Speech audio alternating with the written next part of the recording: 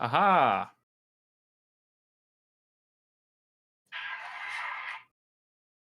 The hell was that? My phone. Oh.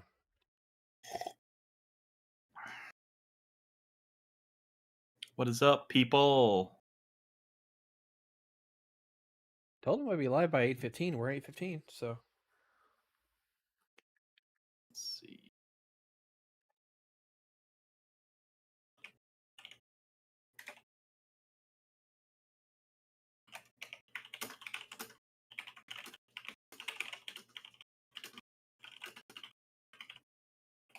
Hey, bug noise.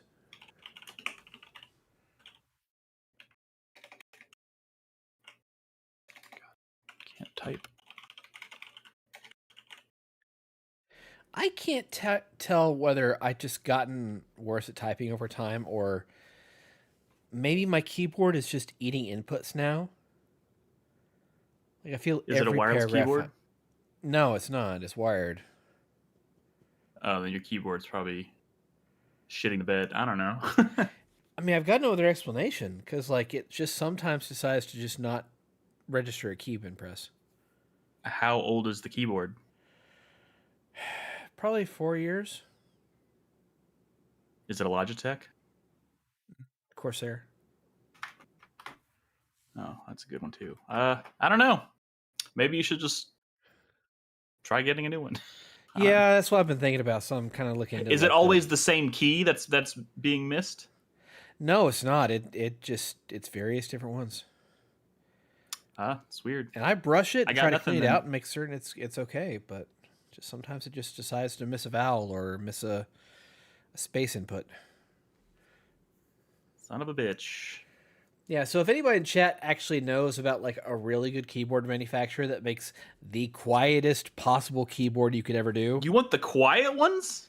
I hate Oh, loud keyboards, man. oh man, we are diametrically opposed. I love as much clickety clack as I can possibly get. Yeah. Load me up with the clickety clack. I understand that for a lot of people, but at the same time, I'm like, if I'm not the one doing the clickety clack, that means I have to listen to it. I don't do a lot of typing around other people, so you know. Well, if somebody's watching I the would stream and they hear probably like, I would probably be more inclined to get a quieter keyboard if I worked in like a cubicle or something where there were like other people right next to me all the time. I like scissor switch keyboards, but they don't really make those anymore except on laptops. What is a scissor switch keyboard? I don't know how to describe the mechanism, but it's like really low profile. It's like what you get in a laptop keyboard. Oh. Yeah. Damn. Just very low profile, very quiet. I like it. What is up? Zlade, Bog Noise, Ashif, Funky Duck. Passing out or redeeming more things, I guess. I don't know. It's laid. Okay. Here's the one for tonight. Okay. The one. Wait. All right. There you go. Why are you so open to doing dabs all of a sudden? Do they have something on you? And you're if you would look at our actual Twitch chat and you would see that Jaeger is added it as a fucking chat reward. Oh. Oh, that's what's happening? That's what that means? When I see the Chris Dabbis? Yes. Oh! What? You better get on it, man. What to do is raise the fucking price. Are these people spending actual money to get you to dab? No. Well, okay, good. It's the channel points. I don't know if you can actually buy those, but nobody knows what channel points are. Much less us. We barely know what bits are. What? I don't know what a bit is. Bits are digital pennies. I really don't need to know what bits are either. I'm perfectly happy being just clueless when it comes to how Twitch actually works. I feel like if I learned how Twitch actually worked, I would immediately want to disassociate myself from Twitch. So, Prince, if you go ahead and at Brad in the Discord, maybe he might add it. I don't have control over that stuff. Brad's running a little late, as you can see. So, as a reward, you get to ask me and Chris Davis questions. Any questions you want. We'll answer them truthfully. Uh-oh. Especially Chris You Davis. should have stopped at, "Well, answer your questions." You didn't need to add "truthfully."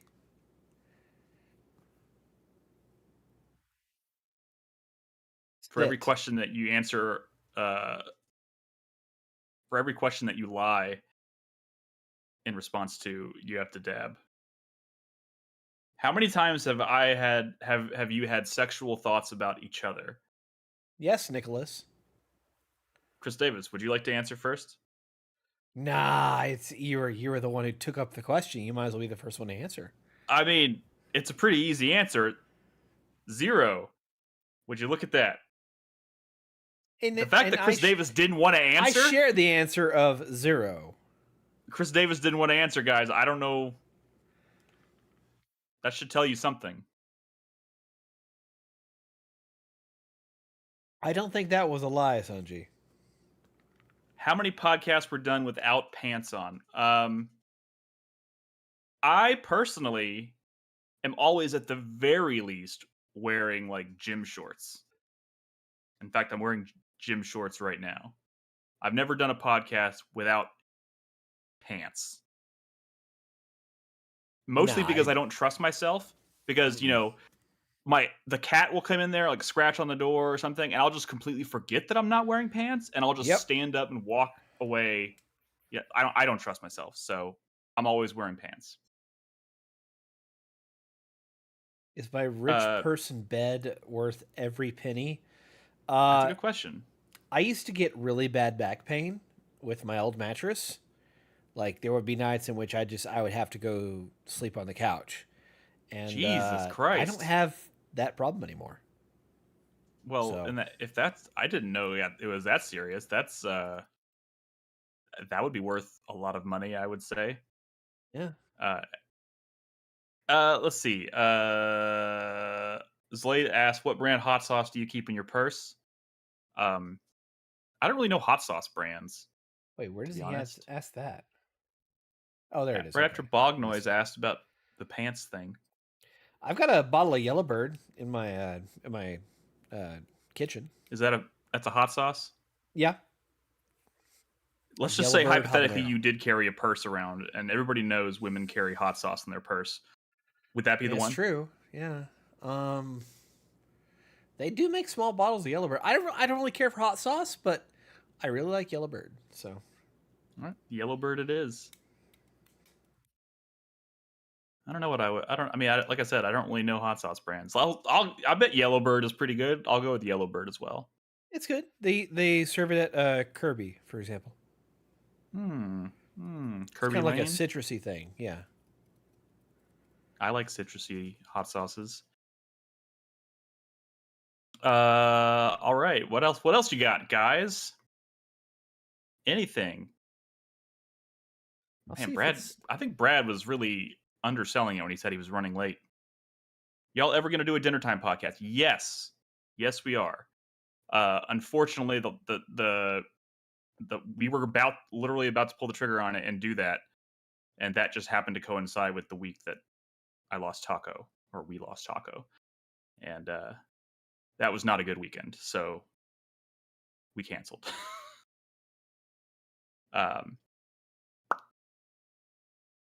But yes, we will do it. We will do it. If Dexter never existed, what would be the show that I obsess over? Supernatural. I mean, no. Before SUV. Dexter, SUV? SVU, whatever. Special Unit Victim? Is that Special Unit Victim? Now that's hilarious. That sounds like the porn spinoff. My interest in SVU is very different inherently from my obsession with Dexter. I mean, before Dexter, Buffy the Vampire Slayer was my obsession and was for a good portion of my life. And to this day is still probably my number 2. So we'll go with that. What do I dislike about Dexter? About the show? That there's not enough of it. What? Probably I the thought you were all watching trailers inconsistency. already. No. We're We waiting were for waiting you. for you. Oh, did you see We're my message where I answering. said We're don't wait for answering me? questions for the people. We learned that Chris Davis has had sexual thoughts about me. Okay. I We've who hasn't? learned. never said that.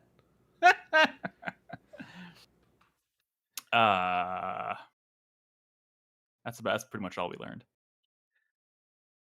Sonji, Well, you he can skip this has, trailer. but Robin plays Dokes. Wait, Dokes? have you ever What? cosplayed Dexter in the bedroom? No, definitely not. I do have the whole get up though, like Halloween. I could basically pull off a Dexter costume at any moment. Oh yeah. Yeah, Of course you could. Yeah. I got the. That's a pretty elaborate costume, what with his cargo pants and Hawthorne shirt. Yeah. I also got his lab You definitely laminate. have the wrong mic, Crispy. You have the wrong I have his Miami Metro lab laminate. hello. Better. Much better. Oh, actually, hold on. You need a police windbreaker. I got my laminate. What does that mean? It's his badge. Badge. His it's not, as he always says, it's not a badge. It's a laminate. Yeah, only Shouldn't it people be Because everybody yours? Because everybody always asks him if he's got a badge. He's like, no. How I is got- that not a sign of a serial killer right there? Being What? pedantic about your badge. I mean, it's because he's not a police officer. Everybody Yeah. thinks he works for the police, therefore he's Badge has a officer, but different he's connotation Yes. in He's the a lab police tech. department than it does everywhere else. Well, I mean, there's like a police badge, and then there's like a badge card that you wear on a lanyard. Oh, hey, I hear you, man. I hear you. I agree, but also, I'm gonna wear my these Dexter. are these are cops we're talking about, okay? That's true. I'm gonna wear my Dexter badge for the show. These are fucking he's- hogs we're talking about. Brad, Prince had Did a you say request. He's hogs? putting a Yeah. new trailer for you in Discord. I already did. I already added it. You might have to Okay. refresh. Okay. Well, it'll refresh when after it goes. Dexter's not a cop. He's That's the Nobody point. works for the cops. He works. For, no. He why- works. He's a science. Well, no, he does work for the cops, huh? But he is a servant of the truth and science. Yeah, that's the way you should be, but that's not the way they operate. Yeah, he's He's a little too serial close. killer. Like if anyone's doing it on brand, it's him, right? Well, you know, he cares about justice as well. I'm just saying. He does. He's his He own cares sort about of cop, I justice in suppose. so far as it He's is a judge, jury, self-serving and He, executioner. he doesn't actually give a shit about justice. It's But just I don't know. his- I don't know if that's a valid criticism because don't we all technically care about justice in a self-serving fashion? Yes, that's a very good point. I think that's Is that not a true. prosaic, like pragmatic? You could skip this one. concern? Chris? After we're almost done with it. Yeah. Are those platypi?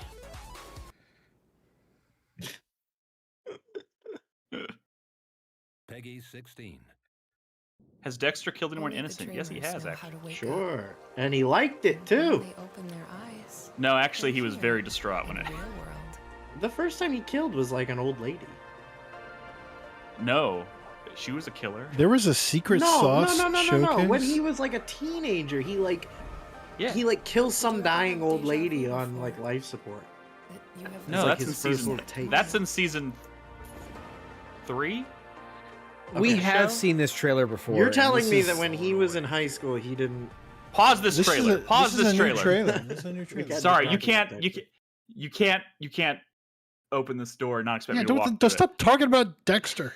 No, I'm confused. I want to know. I'm the so truth. mad His that very- channel's his right next to very- the film channel, and I accidentally click it sometimes, thinking it's the fucking film channel. I know, right? His very first kill was a nurse that was killing his father in the hospital when Oh, he is was a that what it teenager. was? Bro, we seen Dexter. No, I mean it's been like 10 years since I've seen Dexter. No, I think that was actually the prequel, maybe. You're conflating two kills because he killed the nurse when he was a teenager, but also he does kill someone who's on her deathbed who is innocent because she's asking him to help her kill Right. herself. Okay, And so he he gives her the- has killed innocent people. Yes, but either by their request or Sure. by accident. Any But was that's very not distraught what when it happened. you said. That's Hey, true. Hey Nick. We hey can Nick. continue. We can Hey, continue. Nick. Yeah, Yes, video yes, games. yes. Video games. Thank you. Yes. No, I'm glad we figured that I out. don't think we've seen Thank this trailer. There's a lot of hype behind this game. What is This one's been in development for quite some time. Naval. Every time I look at this, I think it's that other game, that Shadows. What's it Nah. called? This is the Cloud Punk spin-off. They turned Yeah, it into... you're managing a restaurant in a cyberpunk city. Whoa. What? No. There is That's the part of I it? mean, there's more... of the city. But... A name only Okay, whispered, well, I there's thought that way was the more main to it thing. than Or am I that. forgetting a different game? but in What your- is it then, in Bradley? your kitchen, This the is... world is Remember that waiting game for you. Cloud Punk where you were like a Yes. Fifth Element taxi company or whatever? Mhm. Well, people really liked that world and the parts where you ran around, so they decided to like turn that into like an entire like immersive sim open world thing. Oh. And So it's it's been, a it's sequel taken to years that? and years. Or It's a spin-off of Cloud it's just Punk. the same world. It's the same world, but it's like a much And it's bigger legitimately game. an IMSIM? It's like a fucking Well, I mean, Deus Ex? I feel like at some point you like it just. I mean, it sort of just Before has you to die be that, twice. right? Once Sure. when your heart stops, and Don't all once when games you just stop. kind of have to end up being that? So, tell me. But you know, Well, if you considering put Chris Or they Davis have tried to- Detail they in have the to- world, probably. the fact that Chris Davis tried to boil it down to managing a restaurant, although I do see ramen in the logo. I didn't see a lot of restaurant managing in that trailer. I think maybe he was thinking of something else. I'm It not might sure, be. I mean, there was ramen. Is this another ultra short trailer for Turok? Yep, it's 42 seconds. I mean, at least we're showing some gameplay or something. I Yeah, still but don't know they're- how I feel about this. I don't know. You know me, guys. I like Turok, but like, this isn't exactly making me think of like the heyday of Turok. I mean, there is a, cybernetically enhanced T-Rex. So I mean, that's cool. that helps, I guess. Whoa, Crispy! What is Hot Bat Summer coming to Fortnite? What? That had to have been on your RSS at some point, right? What? Hot Bat Summer coming Look, to Fortnite. I know. It's you're Batman trying in a to, like, swimsuit. insult me, but No, I listen, don't- I'm it's real. genuinely It's curious what real. he's Batman talking in a about. swimsuit. No, I know, Oh. but Definitely find something of use around the here. way you just slurred that out. Somebody picked this up. Learned that out. The The trailer's way you called just Hot hate Bat crimed Summer. me with that, like. What are you talking about? People love Fortnite. They No, I know, but you were like, ugh, Batman in a swimsuit. This has been on your RSS feed. You, what, like, What's the plan? I just what assumed, is an right? RSS feed? I don't. I've never asked, and I Really? don't know. I think Nick still uses one. A lot of people use them. No, God that's damn not it. fucking true. There is no fucking way that's true still, Nick. That's still You're how I an get all my old man, headlines. dude. You're an I old don't man. visit news websites. I have an RSS feed that pulls in all the headlines, and I just read it off of an RSS feed. Because headlines are so useful when giving us Yeah. useful No, information. like, I mean, you can people read the don't even whole- visit news sites anymore. No. Like, You it's- can read the whole article. It pulls the article in. The whole article, an RSS feed just pulls in articles from different places that you subscribe to. And then okay, just puts it in a chronological feed, so you can Can go you through loop it this trailer? chronologically. Can you loop this Ah, trailer? it's like because Twitter. because I showed a cinematic last week, and I got some criticism for it. So I'm showing a it's just like- sick ass gameplay trailer now. No, yeah, and this game someone looks sick picked it up in fantasy. This game looks sick as hell. It's like what if a Hazelight game didn't have like the really bad story and characters and art style and was actually like peak. That's a pretty. You know what I big found out? question. This is like former Hazelight people. Really? So like Can you this remind might me what actually Hazelight is? Wasn't that Split Fiction and survival- It Takes Two. Oh, Around here. Yeah, that's what this is. This is an It Takes Two. are you I'm thinking are you throwing shade at It Takes Two? Yes. Why? Deservedly. I mean, because the story and characters and aesthetics are like not near. I mean, that's absolutely what holds those games back a little. I mean, right? I Those are thought the pure aesthet- gameplay. Dude, I thought the aesthetics and the characters and the story in that game were fantastic. Of which one? Split Fiction or It Takes Two? It Takes Two. I didn't finish Split Fiction. Oh. Remember that book that was like, hey, I'm a love book. What are you talking it was about? Great. That guy was shit terrible. was great. What are you talking about? It's so good. I'm a love book. Yeah, the love You've book. not played It Takes Two. I'm a vaguely Italian love book or something. I don't know what was going on with that character, man. The fuck are you talking about? Dude, Oh look my up a God. clip. You're just being racist again. No. That was definitely Yosef that was being racist or whatever his name is from Hazelight. Anyways, I think this game is like one of the visually coolest things I've seen. That's very true. Period. So I don't know. Whatever. You could go to the next one. Somebody who Ed got it, I think. Well, he bid on it, didn't he? Or is it? Oh, or is it already? Oh, this was from last week. Last week. No, somebody this week reposted my bait. So I posted. I only have $1, right? So the only way I'm going to get a game is to post like a handful of games. And there's one I wanted and I got it. But somebody reposted the bait, and I think it's Crispy. I think he's trying to delay steal my games, but I can't get him anymore because my roster is full. So I don't know what's going on. Delay steal? I don't know what that means I don't know either. what's happening. Well, I mean, my roster is full now. So, but someone posted my bids from last week again. Weird. Like all the games that didn't get picked up, someone posted them again. That seems like a very crispy move. It What? does. What? Yeah, Why? What does that mean? I don't know. You have a reputation of theft. Wait, what Theft? the fuck? Did we just? I forgot to mention Oh. this. Can you? Sorry, can you replay this? This is actually really. I meant to talk about this last week. I think, or just keep playing from here. Sorry. Well, maybe past the black part. Oh but- my god. Why you gotta hate against the black part? Oh my god. Wow, that's a. Oh, all right. So someone recreated Final Fantasy VI in Final Fantasy Tactics. Oh That's my cool. god. Yeah. That's it's really crazy. Yeah. I could actually play Final Fantasy VI now. Okay, that's such a weird thing to say. That is very weird, actually. That's a weird thing That to you say. know, y'all. I get it, Nick. It's a but joke. It's funny. It's a funny. joke. It's funny because you don't traditionally play this type of game, and yet you've managed to play more Final Fantasy Tactics than Final Japanese Fantasy VI. One of the most I did. I beloved have played- JRPGs. I think here's another trailer that's more like. I'm closing in on gameplay. 30 hours, Brad. Really? And Chris Davis, just like half of this. I just want to show you that they've. What the fuck? Here's the Sabin scene. I don't know if if have y'all played Final Fantasy?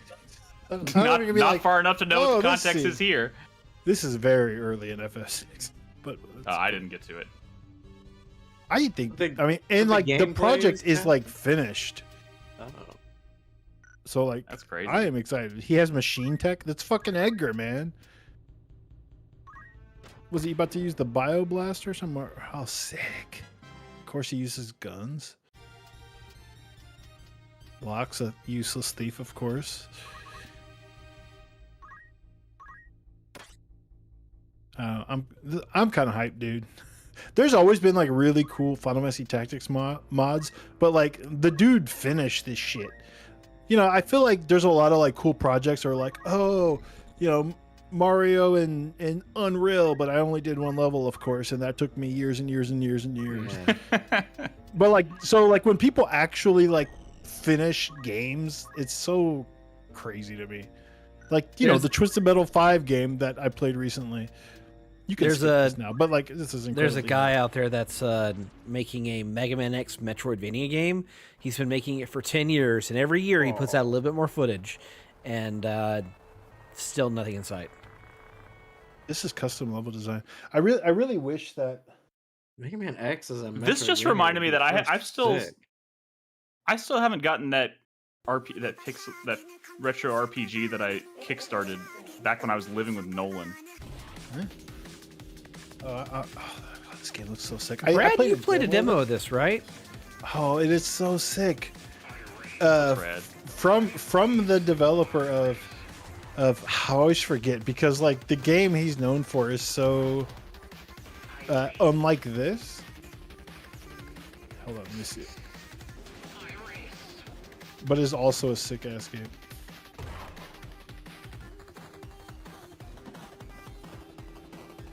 Let's see. That's right. That's right. From the developer of Rain World. Rain World. Yeah. Wow. Okay. Yeah. Yeah. Which He's is doing one of the most. a Jet Moto Road Rash like thing. Okay. Oh man. And if you but put your hands on the demo, it does not control like any video game you've Oh, ever played. I remember you talking about this game for a while. Yeah. Yeah. That looks sick. Vampire crawlers. Where is it? This is Where is it? Where is it? Subtarkus. Oh, I just wanted the quit button. Are you gonna dive back in, Chris Davis? The new vampire crawler Not for this DLC, but like the next wave, probably. You can now quit the I'll probably game. jump back in with like a themed DLC or something, you know, like an inevitable. Well, that's what's supposed to be with the next one. When you need it. Oh, what's the? Did they already say what it is? Vampire crawlers is They show the map here, the road map. new Oh yeah, that's right. That's why I actually kind of wanted to look. Yeah, at the this. Death Parade. Okay. Okay. New characters. Okay. No, I need some real. The top secret thing, hopefully, is like.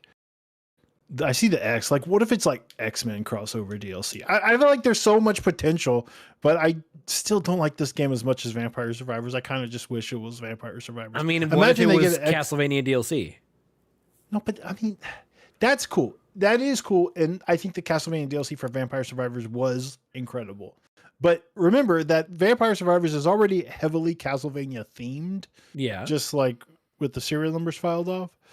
So, like, it would be cool to get something like, you know, something that's wildly different. But whatever.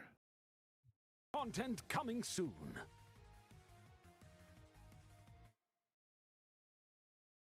I'm excited for new layers of systems. This is long, but this looks good. What is Whoever picked this up, Final Fantasy I think they may have a banger. had continued to push That'd be the me. limits of pixel Yeah. Uh, You thieving bitch. what the fuck does that mean? Final Fantasy Who did he steal Every it time, from?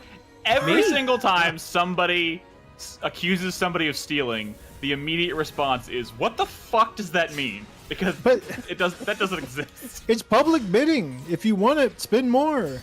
Introducing a bid doesn't mean anything.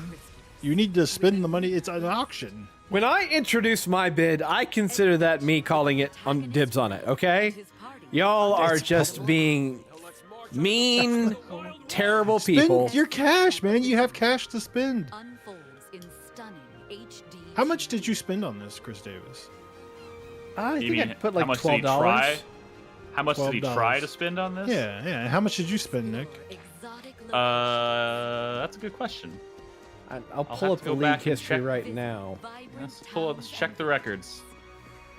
I mean, again, it doesn't matter. Introducing a bid doesn't mean anything, especially because another person can introduce the bid as well. You don't even know if you were the only I person did who introduce introduced the it. bid as well. By the See? way, I did not. So you definitely didn't steal it. Okay, I didn't know that. All right, you could skip now. It's going to go into combat and stuff. Well, we've seen that. There's. I just want to get to the trailer. Yeah, this is Prince's trailer. No, it's not. Yeah, it is. Yeah, it is. Yeah, it is. Oh shit! They say it's from the artist, a Vanillaware artist, but I'm like, which one? Because this don't look like a Vanillaware game. I mean, maybe the UI artist or something. I mean, just the yeah, just vanilla- because it's an artist doesn't mean it's a game that's The- you want to play. the Vanillaware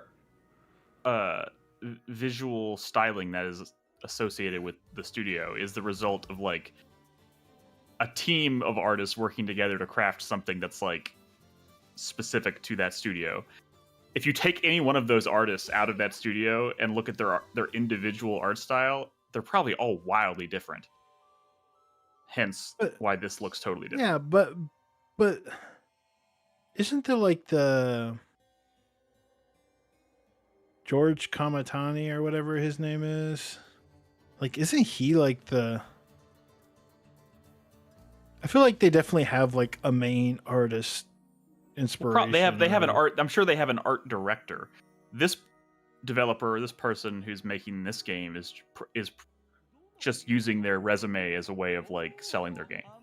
I worked at Vanillaware. Oh, I worked on as an artist. BioShock, one of those guys. Well, I worked at Vanillaware as an artist, so my art has contributed to Vanillaware games, which you love. So like, it's not a lie. It's just In what capacity is the mean- question? yeah. That I mean, a it's little like blurry. That kind of looks like it's- Simon over there. it's like Or not like the a same Belmont. thing as saying, "Hey, this game is going to look like a Vanillaware game," which Yeah. I think is what a lot of people read that as. I mean, like, do y'all even realize that, like, up here in the corner, it's giving you like descriptions of what's happening in this action, and like, Yeah, I mean, it's a you neat can't looking even game. tell. I mean, this is definitely unique. It's like a what's it called? Crispy. You know, when it's like a story but also an RPG. Like a RPG. what? Wow. There Boo. was no pirates mentioned there. I know. You just wanted to say that. Yeah, I kind of just. Yeah, I did. All right, skip the Chris Davis slop. I threw it in here because I was running Very out of time, safe but Dino Park. This is the Nick slop, okay? This is This not is Nick slop. definitely- You do this every time, but it's This Chris is Davis. definitely Chris Davis this. slop. You Who posted did this this? in the Trailer Talk channel. I'm pretty certain. Wait, I did? Yeah. Ha! Okay. Yeah, Man, this these is just Friends dinosaurs Slop don't even Jurassic have- Park. You even said that. Okay. And All right, well, it sounds like the soundtrack is inspired by the fucking Chris kazoo. Dave slop. Chris Like slop. the, Chris Slop Davis. Chris Dave slop. I will say that, like, I don't care for Friends Slop very much at all, but I really like the we know. Jurassic World Evolution games. Very few community And- mates. I mean, Anyway. this looks funny. This does. Look I do. funny. I do like the look of the characters, and I think the dinosaurs actually look pretty good. Oh, I wanted to post this one because Chris Davis is a known hater of this game, and I wanted you to explain yourself. Outrageous. watched- Chris Did you Davis.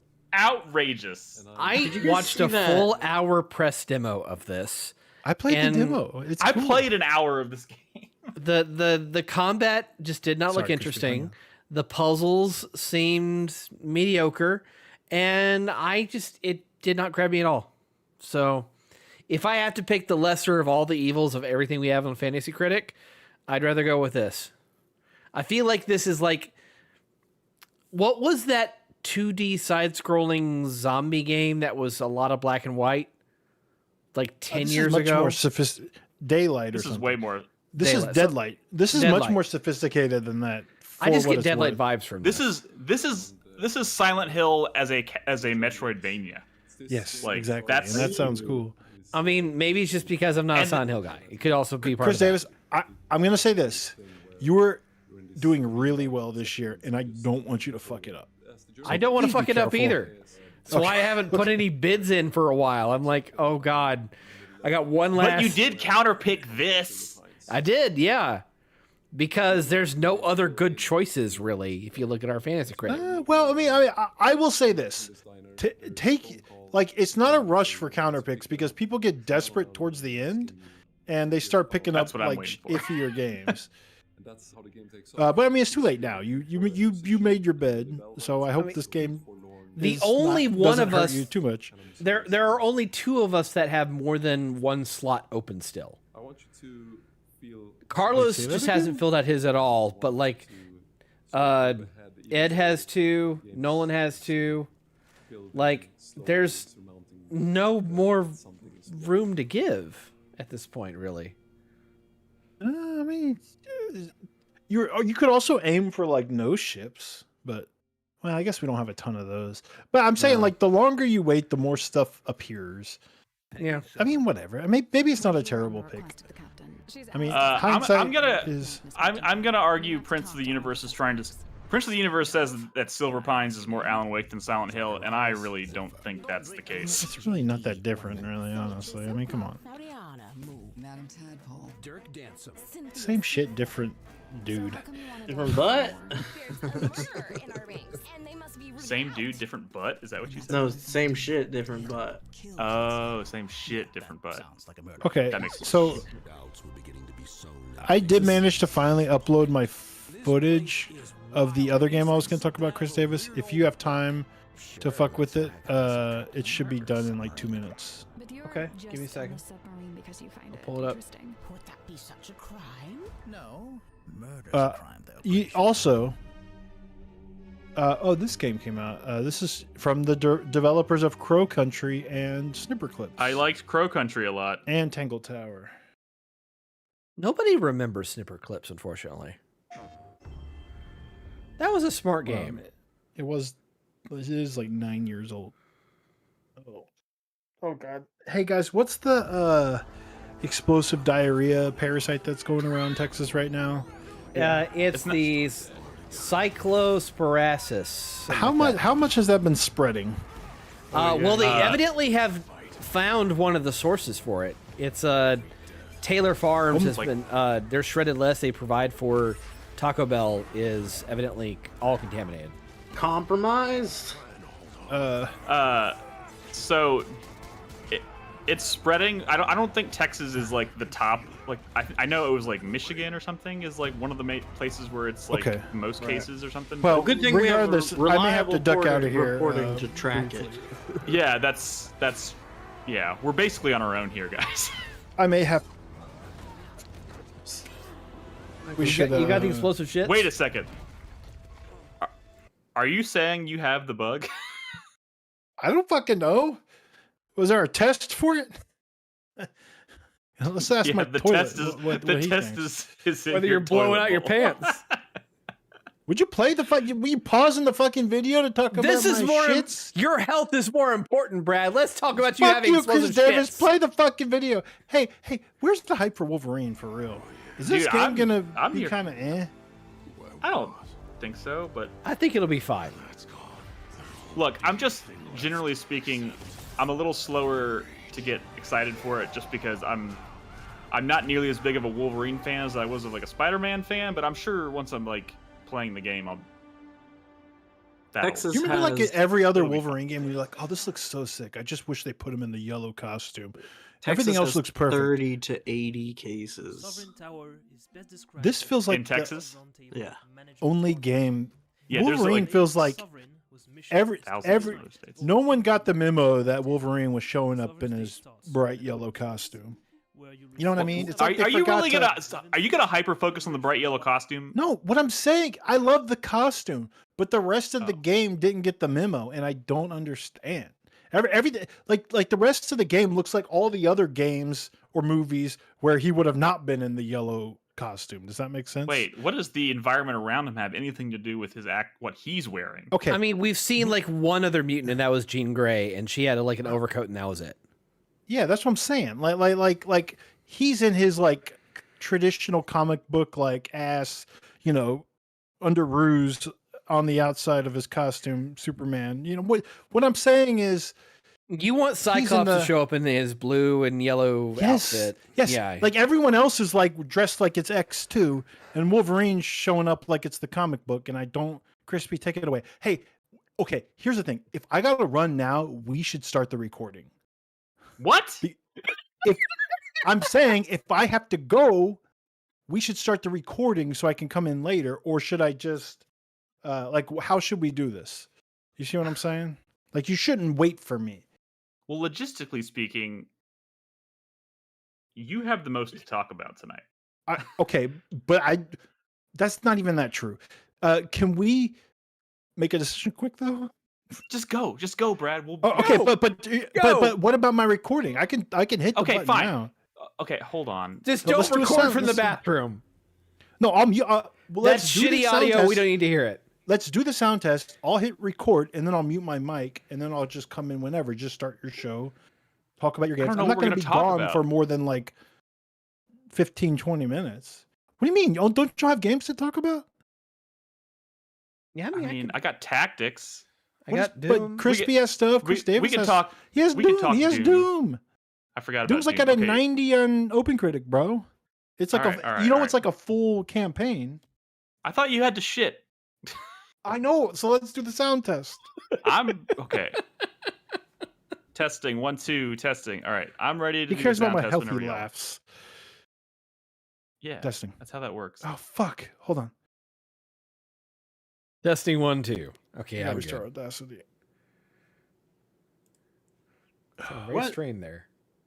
Crispy, get ready for a sound test and get ready to record. Help this poor man go take a shit as fast as possible. Dude, oh my god, just Testing. shit. You're insane.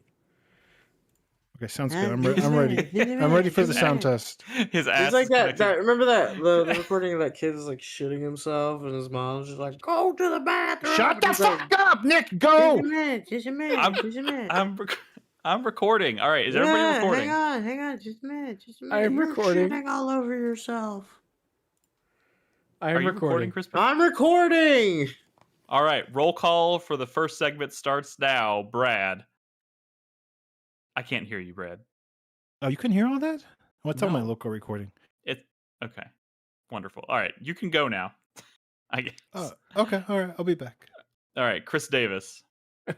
I'm not leaving. I am in the recording. All right, and Crispy, Hello. who we can't see Oh right now. I don't know if that means you just haven't found the right background. I didn't have time to source a good one today, so we're getting a classic. Yeah, there's my feed. This is a classic now. This was like it's a 3 new, weeks ago. it's a modern classic. It's a new classic. Modern classic. A modern classic. It was pretty good looking feet though, right? I'm glad we got a clean read of that. Thank you very much. Somebody at my work posted. We have a little. I know gamer sci-fi, channel right? For site. free? For free. I'm nothing if not giving. Well, I'm leaking technically. Wait, what? Like, because I you're have the leaking. picture Okay. of your feet, and I'm sorry. and I'm the one broadcasting it. Dude, So my brain was I'm still leaking your feet. my brain was still with Brad's shit parasite, and you're like, I'm leaking. I'm like, you too? I'm leaking. Okay. Can we All right. get Crispy, can you add Nick's profile to WikiFeet and see how it gets rated? I mean, I could take better pictures of my feet Never than that. heard of that website. What is that, Chris? I mean, it's just something I've heard about on the internet. All right, let's go ahead and get this party started. Hey everybody, welcome to 4Player Podcast. It's episode 881. It's July 16th, 2026, and I promise you, we are going to be more positive this week than we were last week. I hope. Hard to get lower on that totem pole there. Yeah, last week was rough, so we're going to try and keep things positive this week. We got video games to talk about. Brad is here, but he is also shitting his mind out. Okay, I was going to try and get around saying that on the recording, but look, let's just say he's in the other room. Every time I go to the bathroom, he gives me bullshit about it. Just because I say I'll be right back. Okay? Like, this is my time for revenge, motherfucker. All right, so Sci-Fi is in chat asking very pointedly if he has the parasite. Let's talk about the parasite for a second, guys. Wait, who's asking?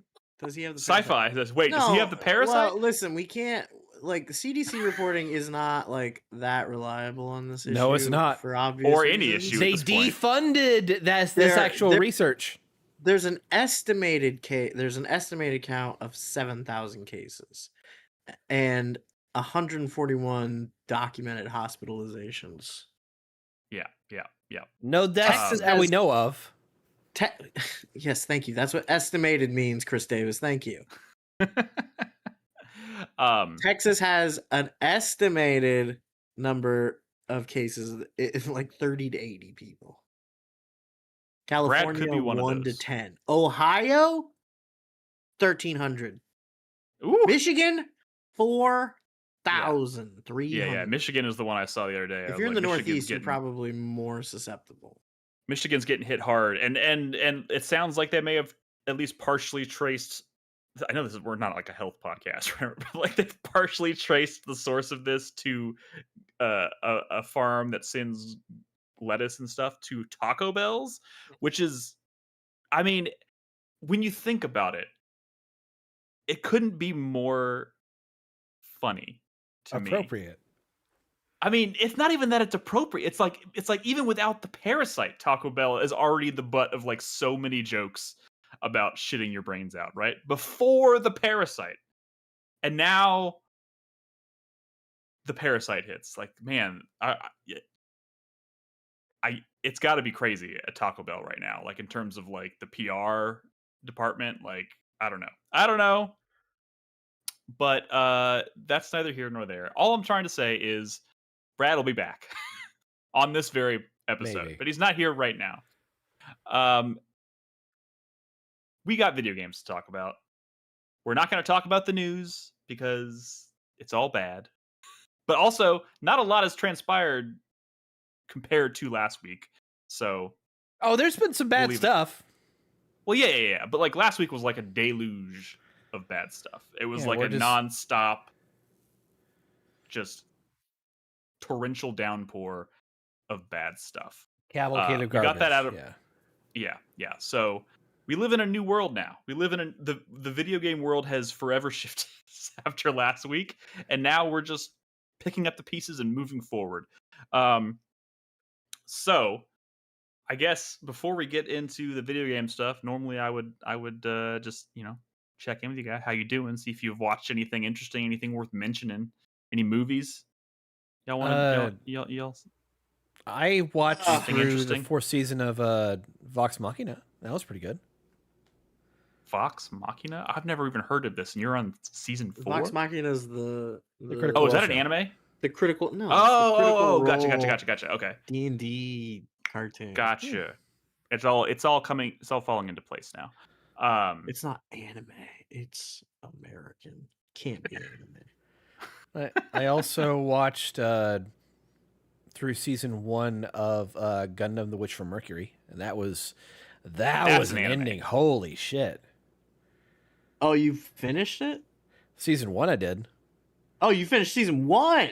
Yeah. Oh, is that the where she smashes the guy and like where she smashes that guy with the like she just like pancakes a dude with the Gundam's hand. Yeah. And her girlfriend's like horrified and she's like, "Ah, I saved you, T." Like and okay, that sounds awesome actually. It's great. It is like the darkest shit this guy, on that show. Pulls a gun on her girlfriend and I mean instantly a hand the size of a fucking Mack truck just like flattens him into goo. Like and it's like in 0G, so like, and they focus so much on the fucking blood and viscera in the 0G, just like it is. And the thing is, like the main character, Soletta, she's like, she doesn't even acknowledge what she just did. Like she's straight up murdered a human being. She's like she's so autistic it gives her special powers to like pilot mechs, you know, like how all mech pilots are autistic lesbians, but like she's man, y'all are just I really want to watch this now. y'all are really selling it. She's a new type autist, like sounds badass. It's a really good show though. Like it's there's these juxtapositions of like school life and Gundam duels, and then there's like all this dark, deep political shit that just like ends in waves of murder out of fucking nowhere. It's a really good show. Yeah, it's fucked up. What would let's just say hypothetically if I wanted to watch this, what would I have to have? It's like 2 seasons. I don't know. The internet. I mean, I guess that's a good Crunchyroll or Amazon? That's probably Crunchyroll. Is it on Amazon? I know it's on Crunchyroll. Good to know. I know it's on Crunchyroll. Nice. I think it's on Amazon. I don't know. G-Quux is on Amazon. G-Quux is really good too, but that's kind of psychedelic. I like G-Quux. It's weirder. I mean, or not weird. I don't know. It is weird. I mean, you see so much of the Hideki Anno-isms in there with like all the shot composition and everything, but it's dude.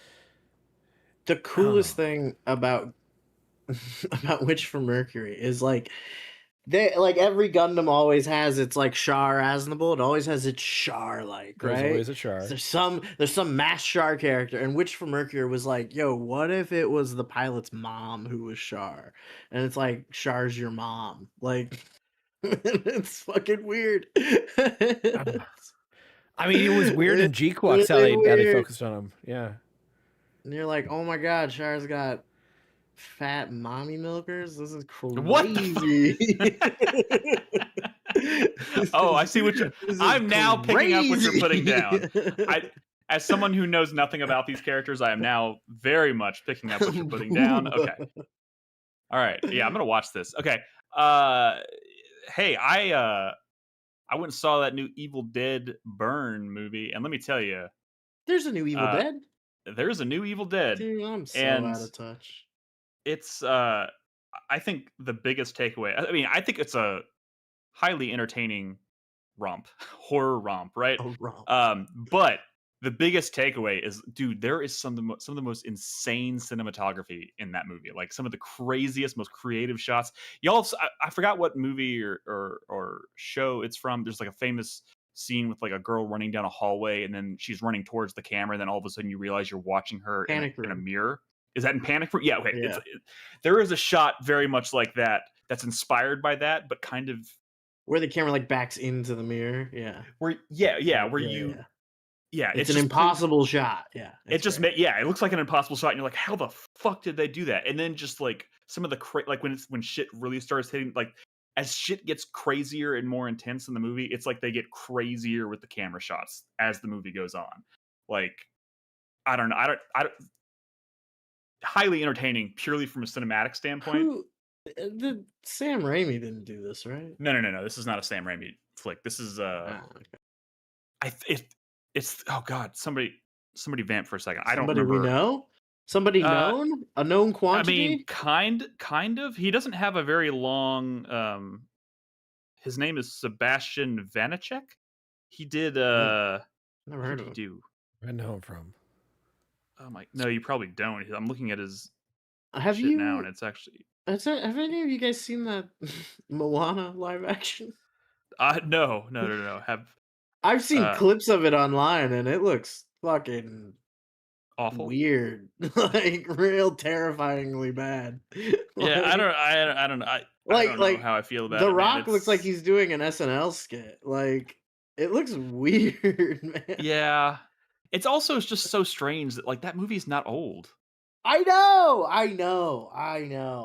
It's like not somehow the discussion of like why those movies exist is directly tied to the discussion we had last week about how like everything's getting shittier and nothing like margins are. But like, there's also I would argue that there's like, you know, there are cases of like movies they want to remake in live action that like it's like okay that could be interesting because that they made that like 20-30 years ago and let's reimagine like there's at least some like timeliness to it of like okay we're gonna show this is a movie we're talking about a movie that came out like I don't know less than a decade ago. Yeah. It's crazy. But on top of that, they hired this like at least in the case of The Rock, they hire the same actor to play the same character. And it's weird. And like in the animated version of that movie, he was great. But now I feel like it's being sullied by like his live action version of the character. I don't know. It's just like because now it's just weird. I don't know. The whole it's dumb and bad bizarre. and weird and it sucks and it's kind of just like a hollow money making scheme. I just thought, wow, this one was particularly funny, egregious. I mean, like funny looking, like weird, bad. You know, I don't know. Some of these movies, I mean, they all look bad. I guess I don't know, but some of them you can't necessarily see from space. You know, it's like the problem. I mean, I went and saw the live action Beauty and the Beast remake, and I was like, I didn't like love that film, but I had a good time. I didn't hate it. I just like that was cool. I guess. No, this gotta hand it to him. I mean, I don't know. This is just taking it too far. But anyways, we're talking about a movie that none of us have actually seen. At this Everything point, so, sucks. I am going to see The Odyssey on Saturday. Oh, Which I hear is doing really good. Who saw that I'm coming? excited. Yeah. I mean, I'm excited. Yeah, it's Christopher Nolan, of course. Dude, Uh, see? It's only a 96% of Rotten Tomatoes. Did you see Also- Oppenheimer? That shit was sick. I did saw not, Oppenheimer, and it was very good. I'm going to be honest. It is. I don't. Don't. No, it's a great movie. It's a great movie. I don't know if I'll ever watch it again, but it's a great movie. And yeah, I don't know. I'm gonna leave. Nicholas. I'm gonna leave it at that before I say something I'm gonna regret or somebody's gonna make me regret. No, it's okay. It's okay. You have. I don't know. I opinions. think he's got such a crazy like repertoire of films, right? That it's just like repertoire. His oeuvre. Okay, sci-fi. Get out of here, sci-fi. She's Actually correct. That is fucking filthy. Like, oh my god. But that's also not true. It's also not true. Terminator 3 is not my favorite term. That's a thing I said like at this is I can't believe how long we've been doing this. I said that like 5 years into doing this podcast, guys. We've been at this for a long time. Yeah, and you didn't strip that out of the recording. That's your fault. No, yeah. I mean, I didn't know how to edit a podcast back then. I mean, some would argue I still. You were don't, only 5 years into doing it, dude. I'm still like, I'm not an audio engineer. You know what I mean? I do the best I can with what we have. All right. I hope people appreciate it. But my point is, I said Terminator 3 once, like 15, 20 years ago. And people still won't let it go. And I know better now. I've grown as a human being. I've grown as a person. I still don't give two shits about Terminator really as a franchise, one way or the other. But I can definitively say 3 is not my favorite. That's the right answer, Nick. There you go. Then what is the new fucking favorite? Moral conviction. Yeah, Terminator is kind of whatever. Terminator 2 is the best, but like. It's more important it's more important as a cultural institution than it is as you know a movie. I will say this: I did watch the one where they brought back Linda Hamilton. I can't remember Dark what Fate. It's called. Dark Fate. I liked that movie. I was like, oh, this is a fun movie. It's actually pretty alright. Yeah. Didn't that have Gabriel Luna? Yeah, he was the bad Terminator. Yeah, he was the bad. Yeah, dude, I thought that movie was sick as hell. Yeah. But like even after that, I'm like. But I don't think it moved the needle for me at all in terms of like how I feel about Terminator as a franchise. I mean, it didn't move the needle for a whole lot of people. That's why they haven't made a new one. I mean, I just don't think. I mean, especially now, right in the day and age we live in now, where AI is now like a thing we can't escape from. It's fucking everywhere. I just don't think it'll land. It won't. I don't think it would land. And I think when they were still trying to make Terminator movies, people were already starting to pick up on that. So I just don't think that works anymore. Aren't afraid of robots anymore. Yeah, or like they just don't see the harm. I don't know. I feel like in utilizing. I feel like that's all we're like. All movies are just going to be about killing robots in 10 years, aren't they? I mean, there's going to be a lot of them. That's because that's for sure. You're killing a robot. You're not killing a person. Therefore, it's easier. Last thing I'm going to bring up because I apparently have watched a lot. I am finally watching through Devs. Have you ever watched Devs? The Alex Garland miniseries with oh my fucking god, why am I oh my god, what's his name? The guy from Parks and Rec. God, help me out here. And the last Nick Offerman? Nick Offerman, yes. Nick Offerman is one of the main characters. Thank you, Bog Noise. You were a little late, but I appreciate it. Yeah, I've been watching Devs. I have like one episode left. That show is fucking legit. And it's a one-season show from 6 years ago. Yeah, and very topical as of today. Like I don't know. It's also Alex Garland is like up there. He's probably one of my favorite directors at this point as well. Like he's done so much cool shit. Oh, there's the shitter now. Oh no, don't just leave it alone, Chris Davis. Leave it alone. Brad's back. Yay. No. How's the butt? What are we talking about? Okay. Shut the not fuck up, Chris Davis. that's not what we're talking about. We're still bantering about movies. Have you seen anything? Movies? I've been gone like 20 minutes. Yeah. Yeah. We had a lot to say about Moana. Yeah. I don't know, man. Check You my can't letterbox. I have a letterbox, by the way. Check my Yeah. letterbox. Yeah. And Brad's out here writing like full-length reviews in his letterbox. Oh, I mean, isn't that what it's for? I don't do that. his letterbox probably comes should, up in 'cause that's my what- RSS feed. That's what everybody likes to Shut like up.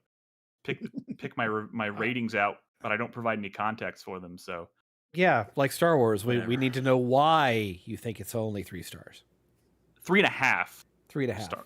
A New Hope is 3.5 stars on my scale. Okay, 3.5. You could And I have watched this Minions and conversation a Monsters. long time ago by just saying I have standards. That's why it's 3.5. I give guess 3.5 to the original Murder on the Orient Express. Wow. See, I think we just have. Poirot. Now he's 5 stars in my heart for sure. I was not familiar with this film, and he was so good. He was so good. Are we talking about the one with Kenneth Branagh? No. Oh, no, the original. Like The 50s version. original, like from Yeah, the the original. old We one. Okay. did an escape room that was basically the exact same setting. So we were like, oh, we should So you watch had that to go fucking watch the movie. Yeah. Pretty sick. And you're like, oh my god, everybody did it. Yeah. I mean, that's Yeah. I didn't watch the new one, so I wasn't familiar with the story. So, Sure. but oh man, yeah, Johnny Depp, he probably ruined that thing, right? Johnny. Right? Wasn't he? Johnny He Depp. was in like there's like a recent one with Johnny Depp, right? No, Is I don't there? think so. I watched. I know they did. I've I know they watched did 3 Death of on the them with Kenneth Nile Branagh. with. Oh, maybe with that's what I'm fucking, thinking of. That one they had did Gal Death on the Gadot in Nile it, with Gal so- Gadot. Yeah. Enough champagne to fill the Nile. She's so bad. What is up with that? Oh man. Sometimes if you're let's in the move on. IDF, they'll just Yeah, let's talk about make video the games. movie. It's like if we linger too long in this conversation, it's going to go places. All right. All right. Let's talk about video games. That's what we're actually here to do. Brad's back, but I am gonna pass the baton over to Chris Davis first because you did want to talk about this last week, but you had not quite gotten through it yet. Now you've finished it. I hadn't played it last week. I'd bought it. I hadn't played it because I was distraught. Oh Yeah. yeah. I heard it's really good. I'm excited to see what the developers make next. Oh yeah. Okay. Whole lot of nothing. I don't know. Before you get to start talking about Doom, I don't know because again, I am trying to be. I mean, everybody's probably trying to be a little more upbeat at this point, and probably most of it's probably lies. But they did come out with a statement. Id came out with a statement this past week, following the restructuring. Nuh-uh. Oh yeah, no, they can't be. That was their PR guy having a gun to their head and saying, "Oh, we've got just as many personnel as we did when we put out Dune 2016." That's not true at which all. is That's not true at all. bullshit. If you even take 5 minutes to do the math, if you I didn't take 5 minutes. if you looked at the amount of job titles or even individual names at the studio, they have laid off more people there than worked on Doom 2016. So like, shut the fuck up, you PR Including lying motherfucker. Including the id Tech, the people who make id Tech. Yes, all of them, just so they could make Unreal games. What kind of world do we live in where id makes Unreal games? A nightmare one. Is that really? It's happening? bad. I recommend if people want like the closest thing to the truth, just follow Jason Schreier right now. He's been the one who's been reporting on all this. Stuff. Okay, dude. Sorry, I don't mean to go on a tangent here, but like, I do follow Jason Schreier on Blue Sky. What the fuck? Blue Sky just is making me like verify my age now. It's a Texas law. You can't get around it unless you use like a VPN to log in from out of state. And when I try to verify it, it tells me that it can't be verified, so it won't let me in. But I'm still getting notifications on my phone when He's too short. people are. Yeah. VPN. They think he's a child. VPN. It's like, why does this child have such hairy arms? It's so weird. and then the camera freaks out. I do have a confused. VPN that I don't use. Maybe I should start using it. Okay. You don't use. Yeah, right. You should use it all the time, every time, forever. We know. How are you watching porn without a VPN? You live in Texas. My porn.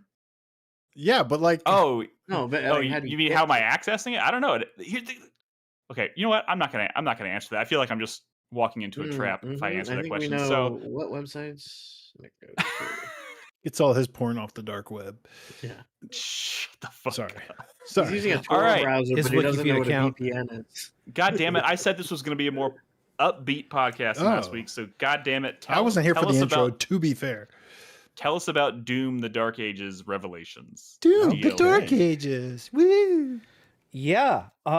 This is really fucking cool. So this is basically, it feels like it's an amalgamation of a lot of old ideas kind of brought together as like a semi-fresh take in this new methodology of Doom. The new methodology of Doom is large open environments, large waves of enemies, much larger arenas, and a much more kind of a less linear focus in some of the level design. Are you saying this methodology that was born with Dark Ages, or are you saying that's kind of with like Dark Ages? Okay, yeah. So this is a post-release DLC. The revelations seem to be just, we're going to explain to you who the Doom Marine is, and they kind of do that in cutscenes. Who cares? Nobody wants to know that. I mean, I understand that. I agree with you, but it's also kind of fun, like what they're finally connecting some dots they've been leading you on for like 10 years about. But anyway, the big new thing about this is the spear. So in the Dark Ages, they introduced a shield that has a functional parry mechanic to reflect certain kinds of enemy attacks back at them, to put them in a stagger state and let you really do a lot of damage. In this, dude, I think that was the reason I put Dark Ages down. I could not get the hang of that fucking Dark shield. Ages. People were kind of soft on Dark Ages. I think that's the big thing going on. I mean, I'm sitting here saying that I think I just sucked at it. Like, I could not get the hang of using the shield correctly. So I was like, I don't know. It put me off. It is a divisive thing, and it's different in this because they introduce the chain spear. Okay, that's what this is. It's a chain spear. It is your offensive parry weapon. It is both for attacking enemies as well as parrying, and it essentially functions as the meat hook from the super shotgun in Doom Eternal. The chain launcher that throws you around the map and draws towards enemies. That's now its own separate weapon with different functionality, and it works. And it's cool, and the amount of verticality that you get around this time and ability to kind of move around the environment really quickly by spearing an enemy feels fucking good. They also start bringing... Dang. Deep Cut Sci-Fi, hi Sci-Fi, says it's giving Bulletstorm, which is kind of like true, right? There's a little bit of that. I mean... The grapple, man, that was the only cool thing about that game. I would disagree with you there. I feel like they had some fun with like traversal and all that. But anyway, so I'm like 7 hours in. I think I might be closing in on the halfway point. I really can't tell. But so it's a beefy boy. For DLC, it is. I guess. It is. I mean, the Ancient Gods DLC for Doom Eternal was beefy stuff. I still think that would some Gods Part people 2 say was, that the was best. like. Yeah, but don't some people consider Ancient Gods to be maybe the highlight of? Oh man, let me tell you, I don't mean to approach this from the angle of Critics Royale and Fantasy Critic, but this shit's at a 90 on Open Critic. The Ancient Gods games are like in the 70s, man. This shit is like both of those combined or some shit. Like people like this way more. I don't know. Well, but I don't feel like people had that reaction to Doom to the Dark Ages. You're right. It's like the opposite for Dark Ages. Dark Ages was soft. People are like, oh, they fixed the Dark Ages with this DLC, and it's like a full campaign. That's what I've been hearing. Interesting. Okay. Yeah. Well, Like you might be able to just play this, although I think it will be hard, right? If you start with this, but yeah, like from what I understand, this is way more exciting than Dark Ages. Like people got bored of that game. You're like flying around dragons and shit, and people were like, "What am I doing?" Think about what you just said. Like, people got bored flying around on dragons because like, it was cool on paper, but crazy. not in practice, is what I understand. That was a problem with the game. They overemphasized on that. It's a cool concept with the Doom Marines dragon. It's just the execution of it was basically chasing enemies and using it to traverse to the next area. It wasn't really in any way that made me go, oh, I could use this to do this as part of the combat loop. It was just a method of transportation. In this, there is no dragon. They start off the DLC as basically you are fully powered from where you were at the end of the campaign in the main game. And we're going to take you down to size. We're going to give you a new way to approach melee combat and parrying. And then we're going to build you back up. It's not like a Metroidvania loop, even though there are some very slight elements of that going on in the overall level design that they're doing. But you say that like you were trying to reassure us that don't worry, it's not like a Metroidvania. It's like, well, anytime we talk about Metroidvanias these days, there is a hesitation because there's good Metroidvanias and then there's dull Metroidvanias, and I feel like people are apprehensive these days. You can say that about. Stay in your lane, Chris Davis. What are you talking about? I mean, I will talk about Metroidvanias, Brad, and you will just be like, "Oh, this is just some slop. I cannot believe he's even wasting my time with this." Like it's like Souls-likes. It doesn't matter. Even like a whack ass developer who's making a game is still gonna make a better game if they make it a Metroidvania. Yeah, there are some Metroidvanias are better than others, but it's like Souls-likes, right? It's like it's just a better formula. So you might as well make that instead of not that. Because what is the saying? Going to be rising tide raises all ships or something, lifts right? all sort of, ships. but not really related to what I'm saying. What I'm saying is like Metroidvania. The developer that makes like an only okay Metroidvania would have made an even worse and more lame game if it wasn't a Metroidvania. That's my belief. Because it's like a tried and true formula. All it is like it's the game like intricately like open-ended and like with like progression tied to exploration, which is just inherently a good thing. But whatever. Anyway. I agree with him. So anyways. So the Metroidvania stuff that I'm talking about here extends from the idea of how they handle the level design. At the beginning of the game, you gain an item to go to a crucible area where you are going to fight and murder the entire Council of Hell, all the various governors of Hell and all that. And you lose, and you are cast down into purgatory. And in there is this idea of a hub level area that you branch out in a wheel spoke kind of design to go climb back out of purgatory to take out the Hell Council. And so you have this frozen purgatory level, and you gain new abilities, you gain new items, you enhance the spear, and in turn you gain the ability to unlock more stuff in those existing levels that you've already played, and to find more secrets in the hub area. Yeah, I say that qualifies. We're good. This sounds good. But it's like the thing is that we're talking about like the spoke levels that you go do are mostly linear in design, but there's no reason to go back to them unless you get the master key, which is built by finishing all 4 of the levels of purgatory. And so by doing that, you can go in there, you can find more secrets, and you could eventually unlock the in-game final boss, which I have not seen. I haven't gotten to that point. I've only collected half of the master key. So in what we're talking about, like, you have to go back and replay a linear level to find the doors that are locked behind the master keys usage. So it's not necessarily that interesting a Metroidvania in implementation. It's Metroidvania light, but that's still cool. Like, that's still, Theory, I think that's yes. still, generally speaking, it sounds like an improvement to at the very least to the base game that we're talking about here. Yeah. So as you progress, you get a new shield, and you can swap between it and the spear. And I think there's more you can unlock eventually. Beyond just this. Swapping. That's the thing, is that the shield has its uses because it is a charged melee mechanic. You can lock onto an enemy while holding up your shield. You're not taking any damage as you're doing it, and then you charge at enemies and you do a big slam attack, and it feels really good. Okay. The spear doesn't have that. It's got the chain sword or chain spear piercing ability that draws you in like that, but it's much slower. You are vulnerable to enemy fire.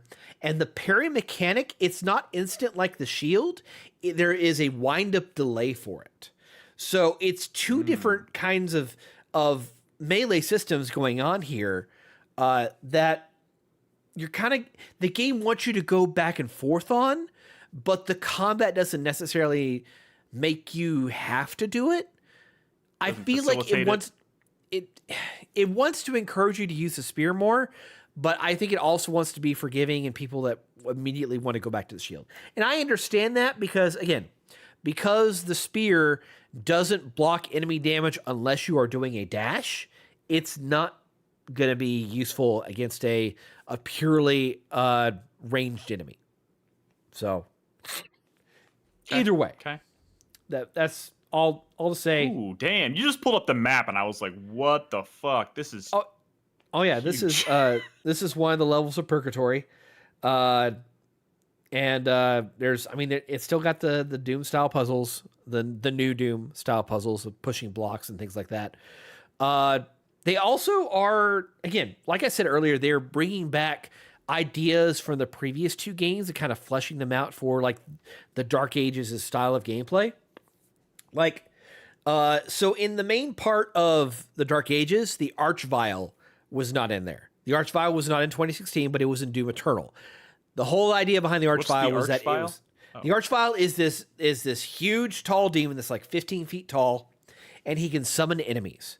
And he can send out waves of fire to do a lot of AoE damage. In this, they give him the ability to teleport around the map. So what you got to do is when you are going through the upgrade path for your spear, you unlock a stabbing melee ability that will stun him and lock him into place from teleporting for a little bit, so you can actually do a lot of damage to him. It's little things like that. This is really built for you having played through the main campaign before, because they introduced in-game level enemies in the first area, just to remind you, you should have played this.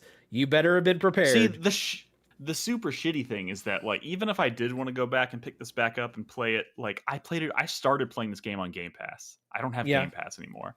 I would have to basically, it is in our Steam library, I'm pretty sure, but I would have to start over from scratch. I mean, maybe look into it, see if the saves can actually transfer, because it might actually transfer.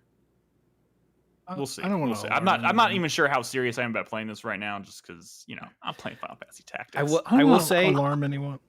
What? Oh no. Maybe we can transition and knock out one of my games real quick. Oh no. Oh no. Then I will close with this. Then let me close with this real quick.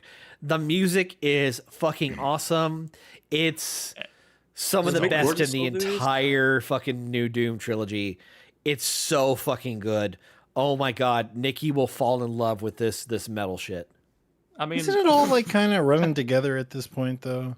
No, I feel like they need a new. There's theming. Is it still Mick Gordon, or is he not? No, they got the guy who did the Dusk soundtrack.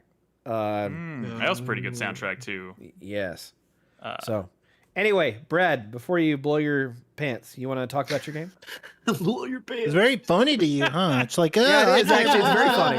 It's very funny indeed. Fucking poop humor is just poop so coming funny. from your butt, and you can't control I hope he's dehydrated and ends up in the ER. Ha ha ha ha ha. Oh Oh man, I see those people all the time, and it's always funny. I got my water here. What the No, fuck? I'm That's joking.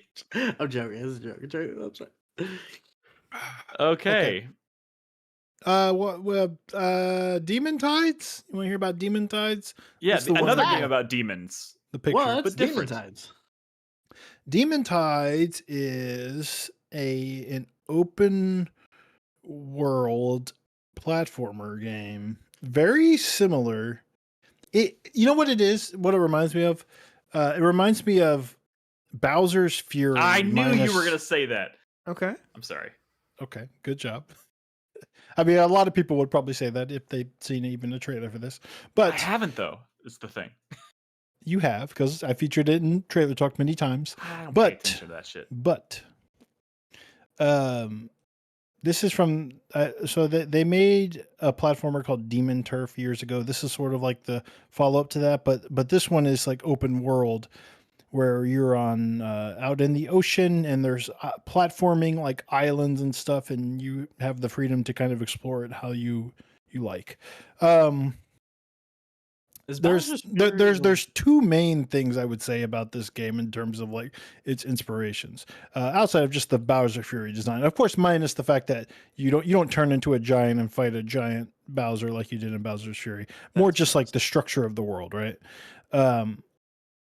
The other thing is, well, two things. One is that this developer is very, very much inspired by the complex platforming moves of like what started in Mario 64, and you saw like further continue in like Mario Odyssey, right? Where it's all about like cool platforming tech. You know, someone who basically the first Flips time and they did a shit. turnaround jump in Mario 64 and thought it was genius. That's this person, right? And there's all kinds of like little tech things you can do to string your platforming together in all kinds of different ways. Very much like think about Mario Odyssey and all the stuff you could do with Cappy, where you're like, oh, I'm going to throw my cap and I'm going to do a butt stomp and cancel out of that butt stomp into a dive and bounce off my cap so I can get even further. That's the movement philosophy that's going on here. And there's a lot of moves and mechanics that you can string together, but also there's like a progression system where you can make like tweaks to each of those parts of those little mechanics. Like for example, but in this thing, you're like a demon, right? But instead of just having like a double jump, you turn into like a bat type creature as your double jump. And it's a little bit different than just a regular double jump, but but it's like that bat form is basically an extension of your movement into that begins with a double jump, and you turn to another form that can like spin and stuff, and you get all kinds of upgrades that can modify like what those do. Like for example, like if you hold the left trigger, you'll spin around in place in bat form, and it kind of lets you think like Dixie and Diddy Kong's Quest, right? Or Diddy's Kong Quest. People often get that wrong. Donkey Kong Country 2. Where, you know, Trixie has the hair spin, right? Where she can like helicopter. Like you have that basically in your bat form. You can get an upgrade for that to make that like slowly go up as you spin. And there's like modifications to stuff like that, where like you also have a dash out of your bat form that generally propels you down towards the ground, in which case you can like bounce and stuff. You can get a modification that makes it like propel straight forward. So like take all the crazy tech from like a game like Mario Odyssey, and then like progression based around like modifying each part of those mechanics, from the butt stomp to like a dive to all that stuff. And that's sort of like the core like movement, like the movement tech is the game. And then you have the open world very structure. Brad coded for sure. Well, I mean, truthfully, like it's the one thing that like Mario, like it's the thing that Mario 64 did beyond the fact that it's just like, oh, 3D. what a 3D platformer can be is like way more than just 2D Mario but 3D, right?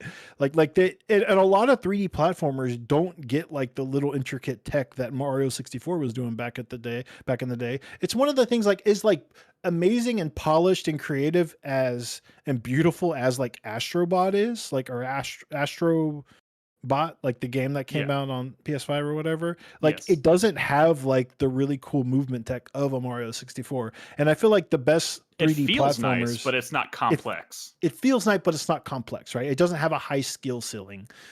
And this is definitely that. Now it is like very loose, like you don't, it's not as precise, like you don't have to, like there's a lot of ways to like get across the gap, if you will.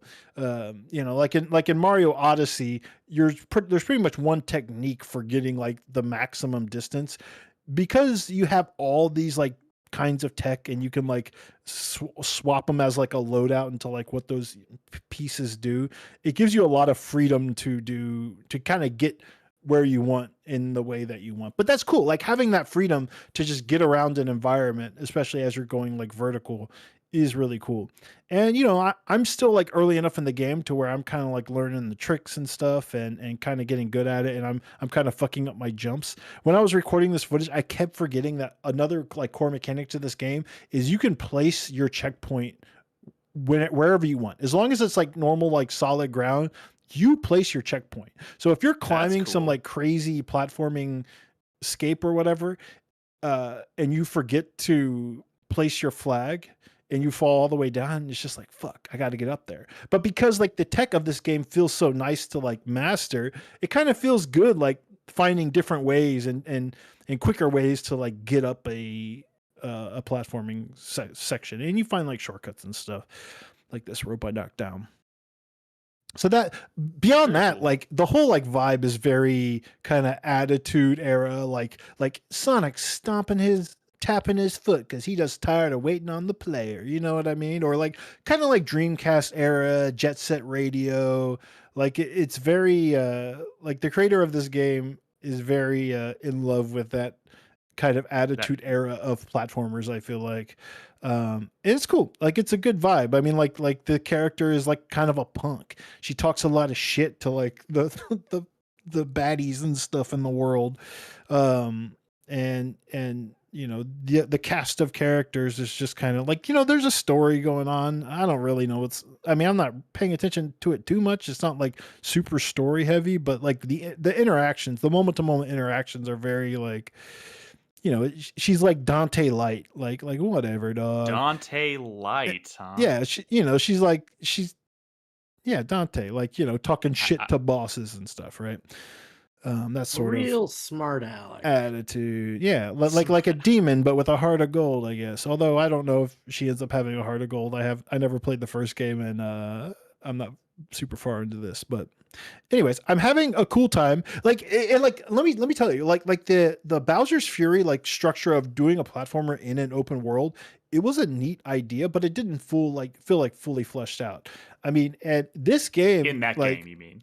In that game, it is cool here that, as I'm like exploring the world, and it started as just like, oh, well, I've come across an island that has its own sort of like platforming challenge, and that's neat. But like I keep finding things that are like really kind of like it's starting to like extend to more like Breath of the Wild territory, where it's like, oh, there's like all this shit up here, and this like towards the end of this footage, or like soon in the footage, I get on like some grind rail, and it just keeps going and going and going, and I'm like, holy shit, this is taking me like all the way across the world. Where the fuck am I going to end up?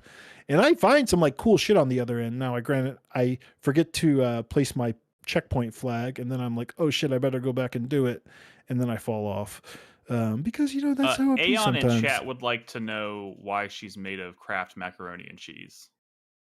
I don't know what that means. She looks like she has noodle arms and legs. Whatever. I think it's just my outfit. You find lots of like outfits and customizations for your character. That's just she's got long sleeves because, you know, I don't know. She don't give a fuck that her shit don't fit right. I don't know. I'm trying to. It's just the vibe of the game. The answer is Brad's poor fashion sense. That's what we're going. No. I mean, because it's like Jet Set Radio, kind of like you know, inspired, you know, wacky clothes and stuff. What I'm saying is those are her sleeves, not her arms. She's I get it. A demon girl thing. But yeah, it's neat. I'm I need it's a game that feels like it has a really high skill ceiling, but like it's also not like these aren't like crazy precise platforming challenges. Like the stuff can get hard, but it's not. It's loose with it, right? Like it's I not. can tell it's loose because you're like grinding on rails right now, and like in most games, it would just kind of like let you switch the rails automatically without. No, you got to like, do it yourself. You got to actually jump and then land This on ain't the other Dutch rail attack. I was yourself. like, oh god, yeah. Yeah, And that it was happens a rough. lot, and you fall a lot. Like it, I feel like I will be rewarded for like getting better at the game, but I don't think the game is going to push me so much to where like I need to master any of its given mechanics. I just need to like find what I'm comfortable with and kind of sticking with that. And that's cool. It's cool that you can like customize your move set in a very like technical game, which is nice. But I've been having a good time. No, like I picked this one up because I've always liked the look of it, and like it got really good reviews, and I kind of didn't really understand why, because Demon Turf didn't get very good reviews. This is one where like it was kind of a fantasy critic surprise, like, wait, why is this game getting, like, a lot of us passed on it because the first one was like a 73 or something, and then this comes out and it's like a 86, and we're like, what's going on? And as I play this, I'm definitely kind of understanding why. Like look at this wall here. I don't know if you're also watching this footage. Maybe I'm behind, but like I have to like tech my way up this wall, and I have a lot of options like paths to get there, and I eventually figure out when that works. But it's Demon Tides. It's neat. I'm excited to play more, but I've been playing a lot of cool games on my Steam Deck, and it's hard to stick with anyone. Like the other game I'm going to talk about. I am okay right now in terms of my stomach. Is it okay that I roll into my next game? Because I did. It was a right, trick. Davis, you did It was set a up. trick. The whole thing was a lie. By the way, I want to say one more thing about this. Notice how I changed outfits. I'm like a fucking pirate or something now. Yeah. So I told you get like outfits and customization and like, different palette options and stuff and hairstyles. The cool thing is you have like loadouts. Like right now I only have 2. Maybe there's only 2, but like I have a platforming like loadout for the kinds of things that I'm equipping on my character that changes my platforming tech. So kind of like switching weapons or whatever classes in another game. Like here I'm switching my platforming abilities, which is cool because you distinguish it by like switching to completely different outfits that you find in the world.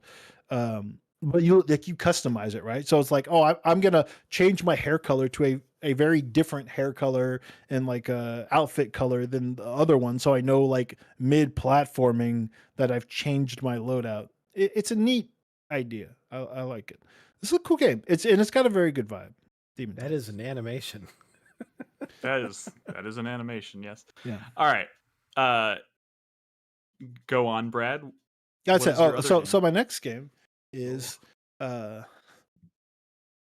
remember a couple weeks ago where I said like, hey, a fan just really liked Twisted Metal and he made this whole game, and it's like you've so been playing impressive. a lot of fan games, haven't you?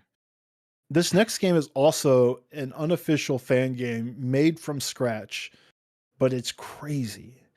It's UFO 50 nanograms. So, which is Picross, by the way, if you weren't familiar. I think you need to blow up the footage a little bit. Yeah, I did. Take a look at what you're. Well, damn it! Did the footage started from the beginning? No, actually, can you rewind this to the beginning, please? Because this is a Picross game, and I'm about to just show Picross levels. And at the start, I did show like a little bit of the home base, which is, by the way, like I mean, I don't know if there's UFO 50 heads in chat. If Nolan were here, he would know. But like the one of the games in UFO, I guess, is that even the right footage? You might have uploaded the right one. Anyways, I thought I clicked around in that world a little bit before I get into the Picross. Anyways, UFO 50 was a game that came out a couple years ago by Derek Yu and friends, and it had like 50 full like retro style games from like different fake eras, and it's like a really amazing game. It was my game of the year that year. It was my 50 favorite games of 2024 or whatever. Fucking 5. I don't know. Brad 4. can't can't turn down a cheat game. But The only person that had 59 games on his top 10. But like the game was very well received, and it like created a very like passionate fandom, right? People still are playing UFO 50 because they had like full games in there, and it was wild. The one what you're seeing now is kind of like the home base before you get into the Picross levels. It's based on like the main like remember one of the games in UFO 50 was like an idle game where like you would make progress as you were playing other games. Like this is straight up that like kind of base or whatever. All this to say, this is a Picross game, but there's more going on. And when I say it's a Picross game, it is a loving homage to UFO 50, but Picross. And it's an unofficial game made by someone who just really is obsessed with UFO 50 and wanted to make a Picross game. And there are 5 Picross stages per UFO 50 game, which means there's 250 Picross games in here. So the UFO 50 element is that even though they're all Picross games, they're all themed differently.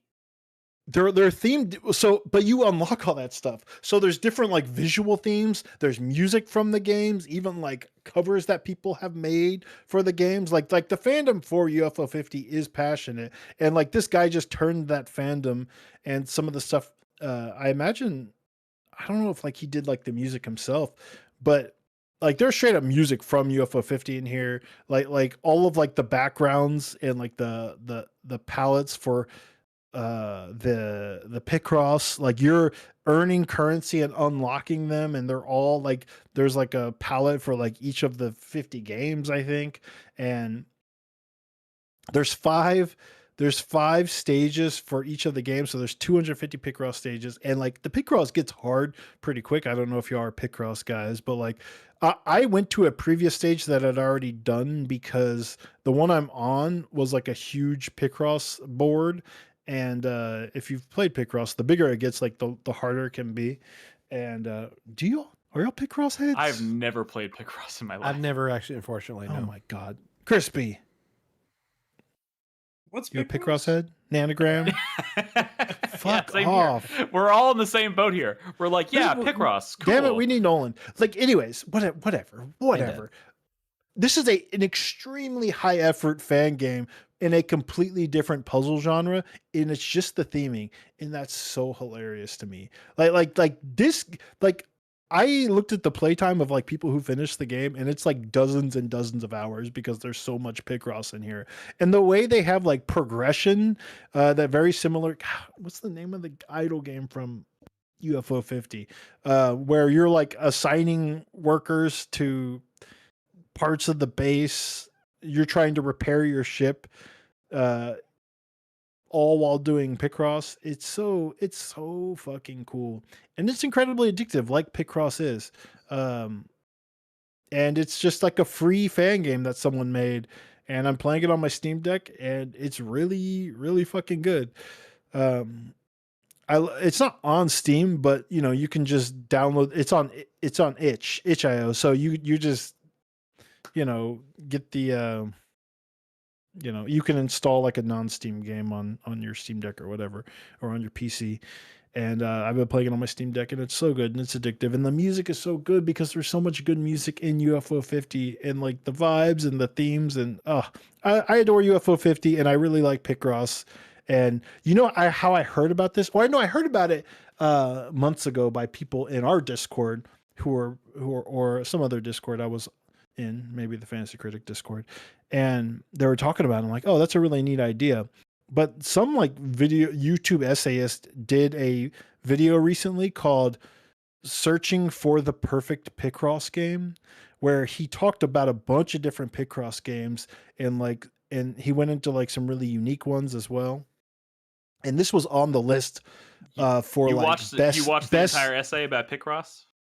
Yeah, I mean, it was only That's like impressive. 20 minutes long, but okay. it was just cool. Like he said that this was like, of all the things he found, like this is the best like themed Picross games of all of them, like the most like high effort themed Picross game. I mean, Picross has been themed ever since like Mario Picross. In fact, I think Picross is a word coined by Nintendo. I think it's like Kleenex or whatever, right? Most people call it Picross, but I think they're just nanograms, right? I don't know if they invented it with Mario Picross or what. Well, probably not. I think it was the first video game version of this type of puzzle game. Oh man, I not to toot my own horn here or anything, but as someone who's never played Picross, I finally figured it out. Like, I'm watching. Oh you yeah, play it, it's I figured out the hard to rules. figure out, but it's really addictive. Picross is owned by Nintendo. Okay, yeah. So yeah, that's why it's called UFO 50 nanograms and not UFO 50 Picross, but it is Picross. I highly recommend, like, I don't know if you've never played Picross, like there's a lot of really good Picross games out there. Like, track down that video. Maybe I'll post it in chat here in a second when I stop talking. If you But send it is it a to cool me, I'll video. put it in the show notes. It is a cool video. And like there was another Picross game that I saw in that video that I really want to play, and I'm gonna like install that because Picross is sick. And if you've never played 3D Picross, also released by Nintendo, it's also incredible. What I was shocked to hear about in that video, by the way, is that original studio that works for Nintendo that made Picross, like Mario Picross, back on the original Game Boy, the first Picross game from Nintendo, has been making all of their Picross games this entire time for decades. And they've been releasing Picross games like on the eShop and stuff, on like the Switch and stuff for years and years and years and years. And it's always been that developer, which is wild to me. Yeah. So I'm talking to 3 people who've never played Picross. Nolan's somewhere going, yeah, this guy The knows what he's word talking sounds like gibberish now. Like I don't Picross? even know what Nanograms? It's like if you've ever played Sudoku, like, that's sort of like logic game, right? Where like, oh well, this can't be this, so it has to be this, right? Y'all played Sudoku? Yes. Yes. Okay. Yeah. Well, I don't know. Stupid, Bradley. Fucking dick. I don't know. You said you've never played Picross, and I thought that was weird. Sudoku is far more ubiquitous. If you're listening at home and you're interested in Picross, the video essay that Brad mentioned may or may not be in the show notes, depending on whether Brad remembers to send me the link. Well, I mean, it's called. I mean, just post it in the meetings channel, and I'll grab it. It's called "Searching for the Perfect Picross" on YouTube. All right, Jack Ververus. Real quick, I don't want to talk. I talked a lot about this game last week. I just want a quick update, and also Brad, I feel like you should be here for that. Sure. For this, because I'm still going with Final Fantasy Tactics: The Ivalice Chronicles. I am closing in on 30 hours with this game. That's crazy. Brad never thought it would happen. How Guys, far are you? I'm in chapter 3. Okay, wow. I'm not sure how many chapters are in the game. But I'm 4 chapters. 4 chapters. There's a lot of optional stuff. Yeah, there's a lot of optional stuff you can do in chapter 4. But I mean, if you're just like trying to get through the story, I'm doing a lot. I'm doing a lot of like random battles because grinding is fun in Final Fantasy Tactics, because like you're unlocking like abilities and you're like, oh, I'm so close to getting this next ability, which is going to unlock this class, stuff like that. It's hype. Sorry. I'm gonna let you talk. I'm gonna let you talk. Yeah. No. This is all good stuff. Like, there's still a lot of things that I'm trying to like wrap my head around that I don't quite understand. Like, if you go into my menu and look at my like roster of characters, I have like 20 fucking goblins. Okay, yeah, they're breeding. They're breeding. Yeah, as you move around the map, they're fucking each other. What do I do with them? You just delete them. Delete them. Yeah, Get rid of them. I can delete them. You throw them in a well, Nick. So yeah, you can delete Send them to a farm of state. Yeah. As you move around the map, your monster units will retire. breed with each other. So they just keep more and more and more of them. Okay, I'm really glad you told me that, because I was But like, like, what is they'll going eventually on? start shitting out rarer versions of that monster, like rare. But I never breeds. use them. No. So- Monster units are mostly shit. But it is cool because later on, you start at chapter 3. Chapter 3, you can start like, or is it chapter 4? You can poach monsters, and like get rare. I've been poaching for a while, but I Oh, just you unlocked can the get ability. rare and powerful. Like every monster in the game that you can poach has a regular drop and a rare drop. And the rare drop for a lot of monsters, especially for the rarer breeds, can lead to like the most powerful equipment in the game. Like really, like stuff that's way more powerful than what the shops have, or unique abilities. Oh, this is such a cool battle. I still feel like the story hasn't truly started yet. It's not like, which is why so you this say is a I'm in chapter 3 PlayStation or 4. era I'm like, game. what the fuck? This is a PlayStation era game, but it's not like RPGs of the time were super long-winded, tons of exposition. They would just go on and on and on and on. Final Fantasy Tactics is not like that. It's very like like you're a character that's thrown in the middle of a story, right? And like people are not there to explain every little thing to you. I mean, you're a key part of that story, especially your homie Delita, or your ex-homie Delita. But like, it's the conversations that happen like before and after battles, and like with some scenes here and there. Like it's I just like not sparse. What's the word I'm looking for? Like it's very dry. I don't know. No, maybe that's not the right word. That sounds negative. No, it's efficient. It's very punchy. Not efficient either, but you know what I mean. It accomplishes what it's trying to in a less wordy way, and so I kind of like appreciate it for that. Sure, I do too. I'm just like, because obviously, like I had all of my Final Fantasy experience is from a very different kind of game.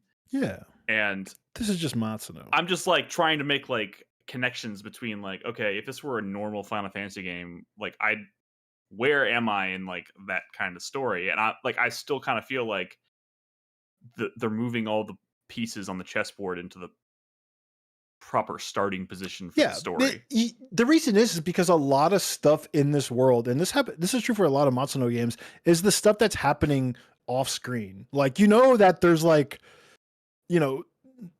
at this point in the game, that like, oh, the corruption in the church, they have a plan that is not the same plan of like these other people that I thought were the key players. And like basically there's a lot of scenes happening off screen, and you're like coming into the middle of them as you progress the story. You might see like little parts of conversations here and there.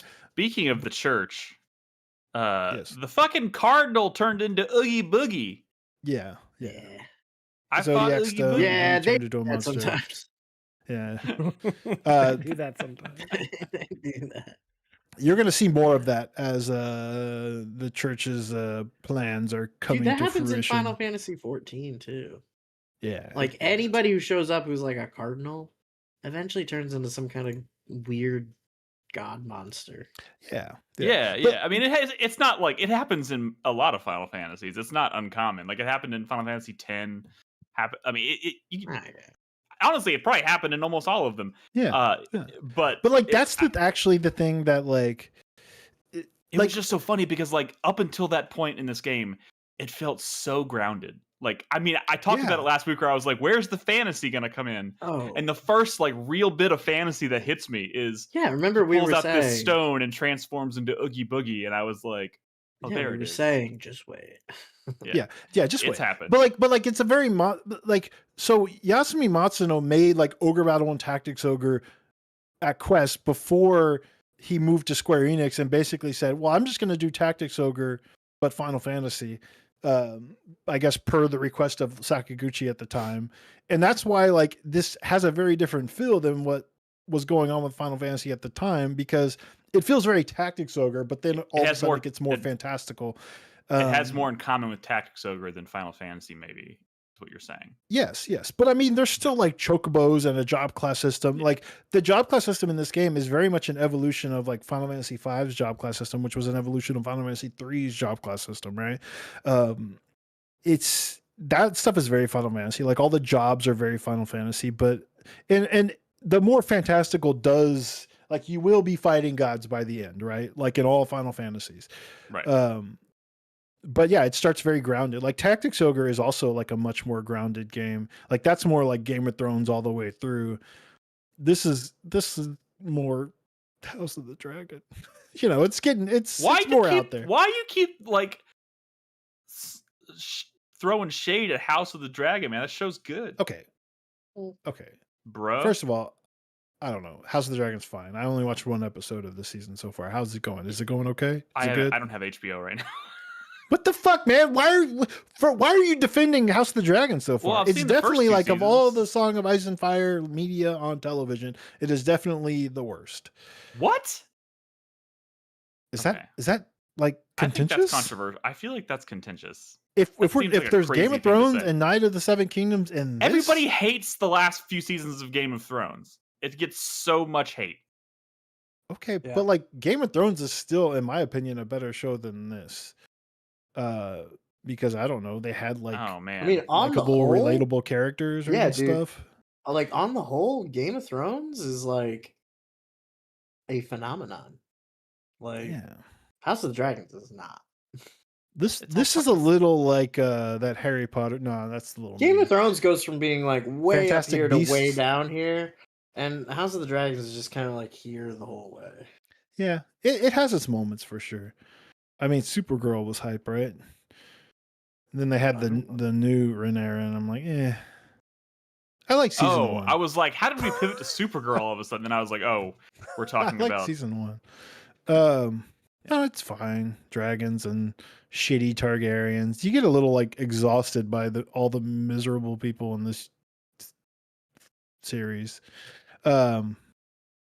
Whatever. The first time Olin or Orin or whatever used Galaxy Stop, the first time I played Final Fantasy Tactics back in the day, I was That's like crazy. losing my mind. I was like, oh my God, am I going to get this guy? Am I going to get this class? That's the most broken shit I've ever seen. And then you don't. I'm going to guess no. Yeah, you don't. But he's cool. But like I was like, that would break every battle in the game. I'm glad you're progressing, Nick. I want you to get to the end of the story. Like this, not only is it not like your traditional Final Fantasy story, this has one of the darkest endings of any game I've ever played, much less a Final Fantasy game. It is I love incredibly dark what happens. It is gonna like a lot of the lore is in the, I don't know, you need to read some of the material that you get both in the story, literally in the story, the German, yeah, whatever, the scriptures that they give you, which I think you're there in the game already. Anyways, whatever. I'm gonna keep going. Yeah, you're in for a hell of a fight at the end of chapter 3.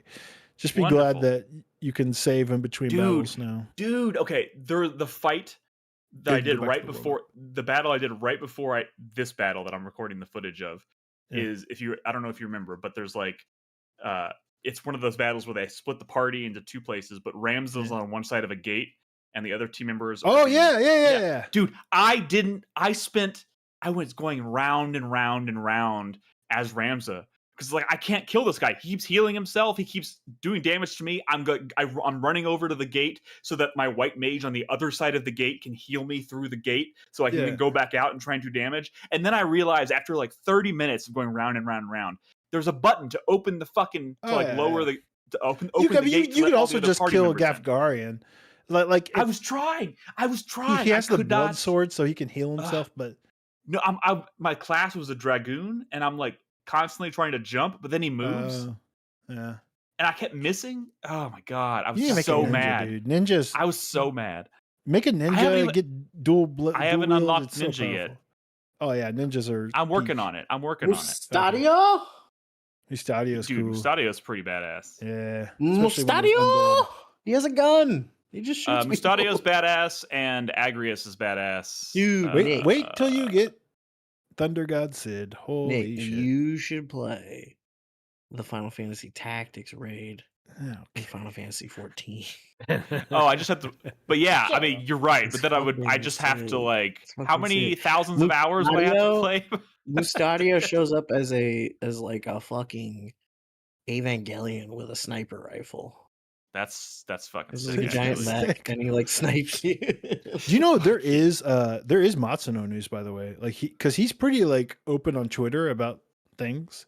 He is working on a project, and he's not saying what it is. Some people are hoping that it is Final Fantasy Tactics related, and it very well could be. But he is like very openly saying He's very these sorts of openly things. not unemployed. Is that is that what you're saying? Yes, he's very Okay. openly not unemployed. Okay. So I don't know. I'm That's excited. good. Good He's for him. involved in a project that's happening right now, and I'm excited. Why? I'm just bracing myself because when we finally find out what it is, it's going to end up being like a cell phone game or something. No. Don't be like that. Like it's he was involved with this remaster, this remake. He was Patty, chill. involved in Tactics Ogre Reborn. Like he's not like leading these projects, but he is definitely involved in bringing his old stuff back. And he has also mentioned on Twitter that this game did well, and like this version This of the game, as in Eolus Chronicles. Ivalice Chronicles. So I'm expecting that Square Enix might fuck around with something related to Final Fantasy Tactics. I mean, I would love a new Final Fantasy Tactics. I don't even care if they fucked with Tactics Advance. Honestly, whatever. That's not my ideal. I would love a remake of Vagrant Story. Even if it's like this, where it's like more of a remaster, but like with a lot of quality of life stuff. Vagrant Story is a gorgeous game, but it so badly needs quality of life updates because that game is borderline unplayable by today's standards. That would be so amazing. Also a great Matsuno game. But absolutely, 100% agree. Just give me Tactics 2. Just give me Tactics 2. Give me a prequel. I don't care. Give me something in this universe. Oh man. Careful. Imagine playing as a young Orlando or Orlando. Orlando. I love you. Orlando. Sorry. Anything else? I played Final Fantasy Tactics Advance 2 on my phone literally today. Was it any good? I mean, it's Final Fantasy Tactics Advance 2. It's fine. Music's nice. But was Matsuno involved in that? I can't remember. No, not at this point.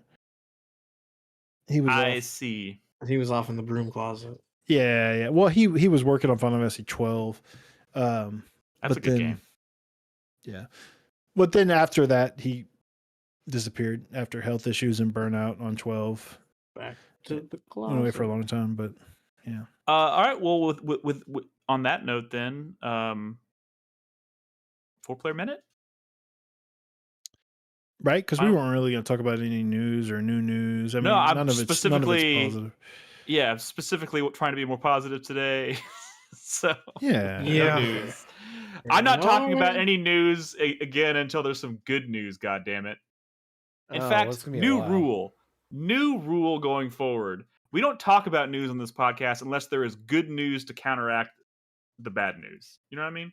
What? So like if there's a headline and it's bad news, we don't talk about it unless. So if everything sucks, we're not allowed to talk about it. Damn. No, you can talk about how everything sucks. Just that's more of like a 4-player minute. But here's some positive news. You know, a new Castlevania game's coming out this year. Whoa, I heard about that. Castlevania's pretty sick. I don't know if you guys have played Castlevania before, but it's one of my favorite series. It's pretty sick.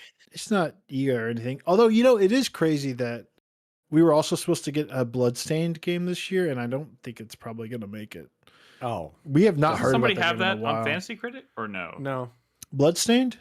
No. Yeah, I think Bloodstained is a good pickup if it does get a date. If it's coming out. We've known that the developer's been having issues. The director passed away, obviously, very sadly. Oh, really? And we talked about it. It was but like Iga and the rest of the people were like, well, we're gonna work as hard as we can to get this done, but at the same time, like, we're gonna try to take care of ourselves and not kill ourselves doing it. But they are, that should just be kind of how the way all of these work. You know what I mean? It's been quiet for a long time, so yeah, I could see it slipping. But we are getting the Castlevania game from the Dead Cells people, and that's cool. Is this your 4-player minute, or is this? But just that's random? another. Yeah, that's my 4-player minute. That's another one that's been weirdly quiet though. Like, we know it's coming, and they've been showing trailers here and there. But like, I want to know more about the game. Like, weirdly, I feel like we don't know much about it. Belmont's Curse, yeah. But it does come out like midway through October, so that's a good October game. So Dude, September and I am October are fucking excited. stacked, and Castlevania's in the mix there, and that's pretty fucking awesome. Still a lot of really cool games. I don't know. You know, I saw a thread, and this is still part of my 4Player minute on Reset Era the other day, and the thread was, has a demo of a game ever unsold you on your purchase? And a lot of people in that thread were saying the Onimusha demo. I'm starting to worry Really? about Onimusha. I think the game's going to be fine. I think it was a bad demo. It was crazy that how many people were saying that demo. But the timing is bad because there's a lot of stuff coming out, and the demo I mean, if it comes out and turned it people reviews off. well, I think it'll Which, you know, I abate expect the, it to review well. If anything, you know, it just being a Capcom release is going to give it like a bump, right? Just because people are very positive on Capcom, especially this year. They've been putting out bangers. And although I've been talking to David and he's very not pleased with Pragmata, he's been very frustrated and annoyed by the game, but you know, Really? whatever. His tastes are all over the place. So. Well, yeah, I don't know why I'm acting surprised. He's like, I hate how fucking like anime and like Japanese this story is. What? But that David's always been like that. You know, it's such a fucking paradox. You know, obsessed with Japan, but hates like anime and stuff. Right? It's weird. Pretty weird. Yeah. Like he didn't give qualifies that as kid weird. any gifts. Like half of the game is giving that kid gifts. He's like, why would I give this kid gifts? Like he's just, I guess for whatever reason, like the humanity of that robot did nothing for him, and he's like, should I be giving her gifts? I'm like, bro, she's the not game. touching your heart or anything. I don't know. What heart? Yeah, honestly. Touche. Yeah. All right, Chris Davis. His game of the year thoughts? one year was the American reboot of Bionic Commando, which is that so is true. fun. That is fact. That is fact. It's an inspired choice. Yeah. It's an inspired choice. To say the Famously least. hates Japanese games, loves like Western-made cooperative shooters or something. I don't know. But goes to Japan like once a week. Yeah. Yeah. Odd. Commutes. Yeah, he commutes to Japan. Anyways, that's all I'm talking about. Chris Davis, final thoughts. Final thoughts. Not even paying attention to the news because I don't even want to think about it right now. That's for the best. After I finish Doom this weekend, I plan on playing a JRPG. As I promised, Are you gonna tease us wild again? shit. He's about to say some wild shit, y'all. Get ready. Well, He's not I'm going to tell you what it is. He always does this shit. You're going to find out what it is when I get to it. What the fuck? Just tell us, man. Just fucking tell us. You always want to keep it a secret. And then when you reveal it, people are like, why were you keeping that a secret? And it's happened literally 100% of the time. Hey, sometimes y'all are like, oh, wow, I'm glad you played that. Please tell us more about it. That's like, yeah, but we could have that exact reaction right now. No. As opposed to later. Because I don't think it's a game y'all actually played at all. So we will talk about it probably 2 weeks from now, because I want to put We know it's a JRPG that we haven't played. We know that. You're going to say the most random shit. Like when that time you played Blue Reflection. Yeah. We were so confused. Just let me get ahead of you. If you're going to say it's Eternal Sonata, I have played that, okay? No, I do want to go back and play that one of these days, because I did not finish it. And I got very far into it, and nobody did. I like Didn't that play game. the Xbox JRPGs. What are you doing? I like Eternal Sonata. That was a nice game. It was a nice game. It was nice. From now on, I'm picking up I'm gonna do the Chris Davis thing, and all my stuff is gonna be a secret. That's gonna be New revealed. rule. Chris Davis, you are forbidden from mentioning this super secret JRPG again until you fucking played it and are talking Even a about super secret. It's just me saying I'm going to play a JRPG. I have a title in mind. I'm going to play it. But Chris Davis, let me just paint a picture of the alternative. you could be like, oh, I'm playing this game. And people in chat or Discord could be like, oh, I played this too. That's a really cool game. That's so cool that you're playing one of these games. Oh, you should do this. Or if you like this, I recommend this. Or if you need any tips or anything, like tell me about it. Like, oh, hey Chris, remember a couple of days ago when you said you started this game? How are you doing on that game? You got any updates? You know, you can communicate with other human beings about what you're doing instead of waiting for it to be a big surprise on a podcast but with people who don't give a shit. Sorry. You're All not right. sorry. It's okay though. All right. That's my format. Well, on that note, then, Crispy, what super secret game do you have to talk I have been playing a super secret game that I know none of you have ever played, and it's this really interesting game. I don't think that's true. Where it's really good and interesting and cool. Where you're on a planet, and you have to survive by crafting. Oh. But what you're crafting is a giant fucking factory to strip mine the whole planet. Is it satisfying? Oh, I know what this It is. is This very satisfying. It's satisfying. It is doing things to my brain that like I'm not used to. Making me think and stuff. It's getting Making me do neurons to math. fire. It's touching my neurons. It's tickling my ganglia in ways that ways I couldn't imagine.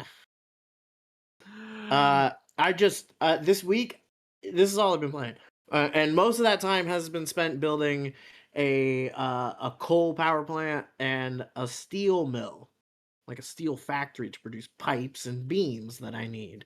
Nick, those are important building blocks to a lot of advanced planet-spanning infrastructure. Nick, Why? okay? Why are you? I don't.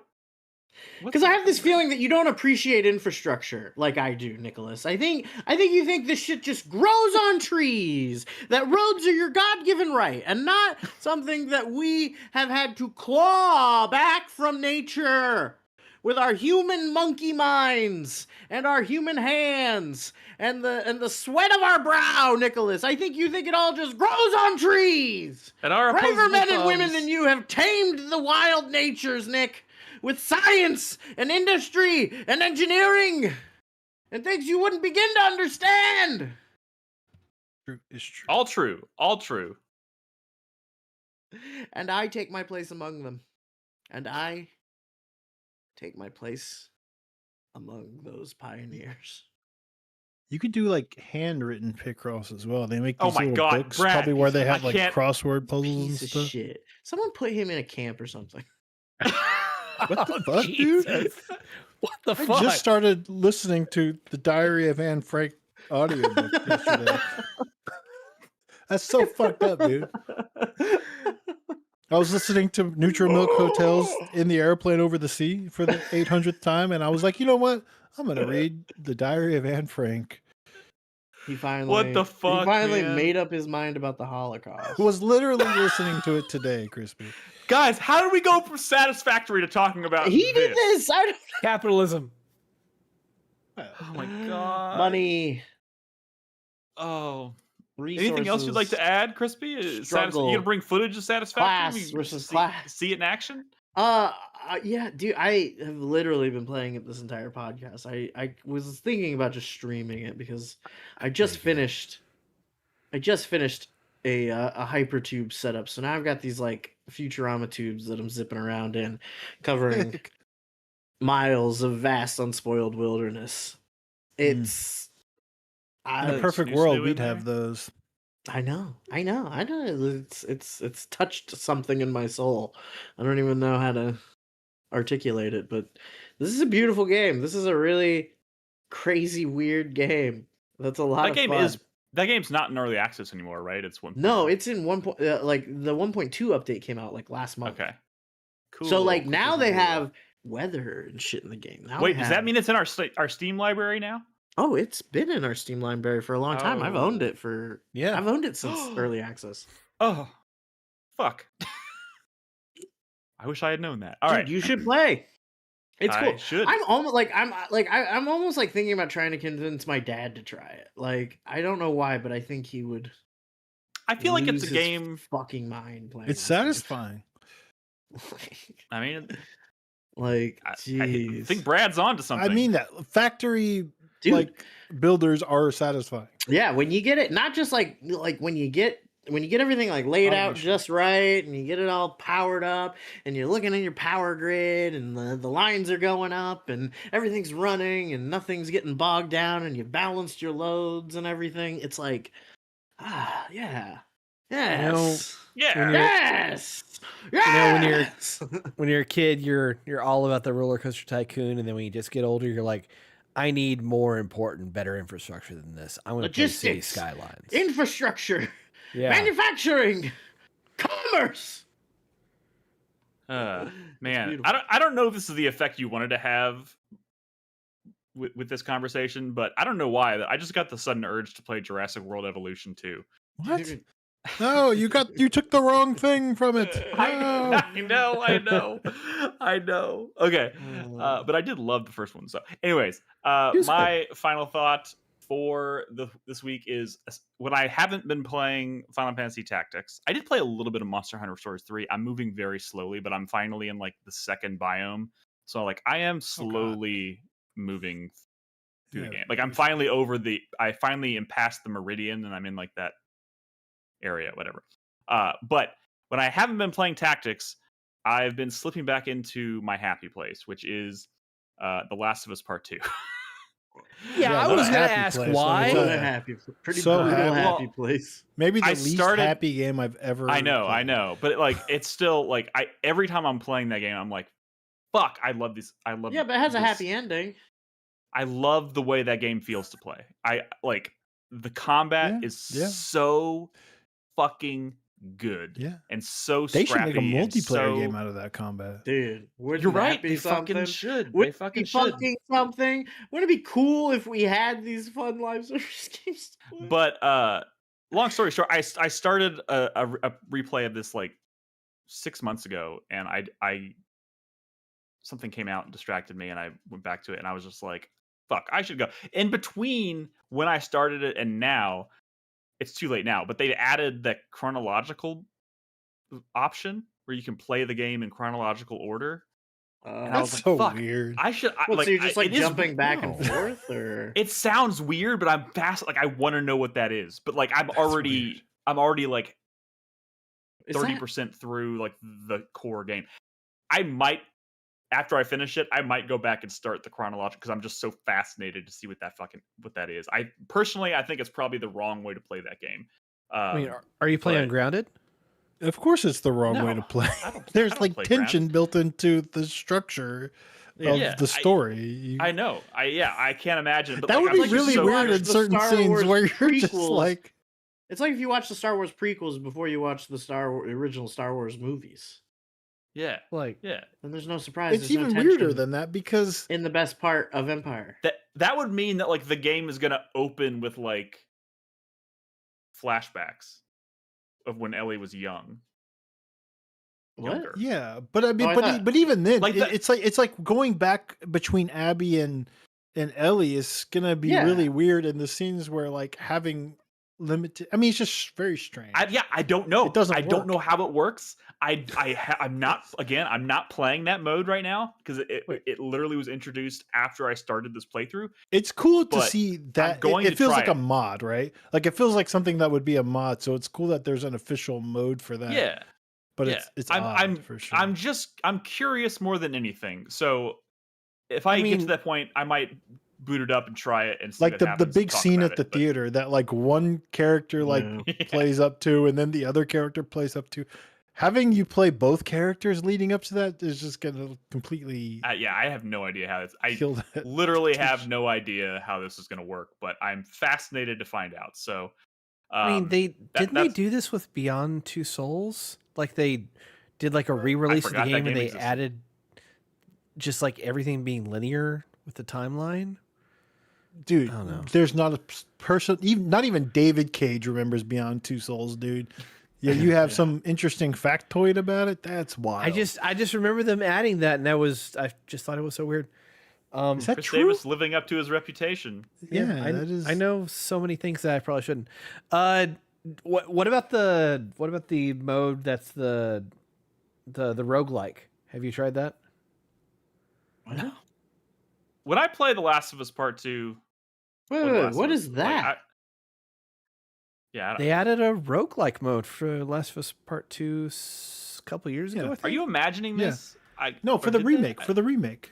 What? How does that's that what work? I'm playing. Was it I'm good? playing the PS5 remake. It has the roguelike mode. Oh, well, I don't really Is that fucking know. cool? Is that good? What's going on? Why I've are we heard it's talking pretty about good. that? It's not as cool We're as not- like the God of War one they did, but I heard it's cool. We're not talking about it because I didn't select that mode. I'm just a basic bitch. I just love the core game. That's what I'm playing. Yeah, it's called No Return. Next, okay. I know. Yeah, I see it on the menu. I didn't know what the fuck it was. I will report back when I have something more interesting to say about it in terms of the chronological mode or the no return. But you won't hear me talk about this game again until that day comes. So, anyways, guys, that is a wrap on our show this week. Thanks so much for hanging out with us once again to talk about the wacky world of video games. If you're not in our Discord, we'd love to have you. It's discord.gg/4Player. You can find all of our podcast episodes on 4playernetwork.com or on your preferred podcast service. But for now, we are going to retire for the evening. We'll be back next Thursday with a new episode. In the meantime, be good to each other, play video games, and good night. And don't eat Taco Bell. And don't eat Taco Bell. Why am I not a mod in my own fucking Twitch channel? Because you can't be trusted. Can someone mod me real quick so I can ban this dude?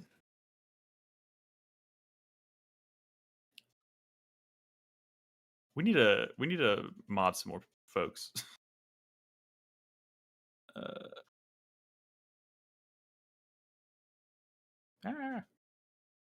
Okay. Save your shit. 881. Yep. One segment show? One segment show. Fuck yeah, dude. No, I'm just kidding. I'm not gonna ban you. But I was trying to see if I had those options, and I didn't have any. So someone should mod. Oh, you're not a mod? Are you logged in? Are you sure you're You want me logged to in? ban Well, I this guess guy? I'm logged in. I was chatting. You want me to get this guy? Huh? You want me to get this guy? No, I was just trying to check his history. I'll ban him. You want me to ban him? Yeah, it's fine. Wait, here we It's go. fine. He's my Matthew friend. Powell? I He's my think you're friend. modded now, Brad. Oh, thank you. Did I do that? Did I do that correctly? I have no idea. I don't fucking know. Is this guy bothering you? This guy's saying, "Ban me, daddy." Watch your ass, chill. new meat.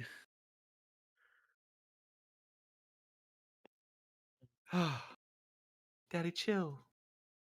I think I'm okay No. now. I think my stomach is You chill. pooped it all out? Oh, that's good. That's a relief. We'll see. We'll see.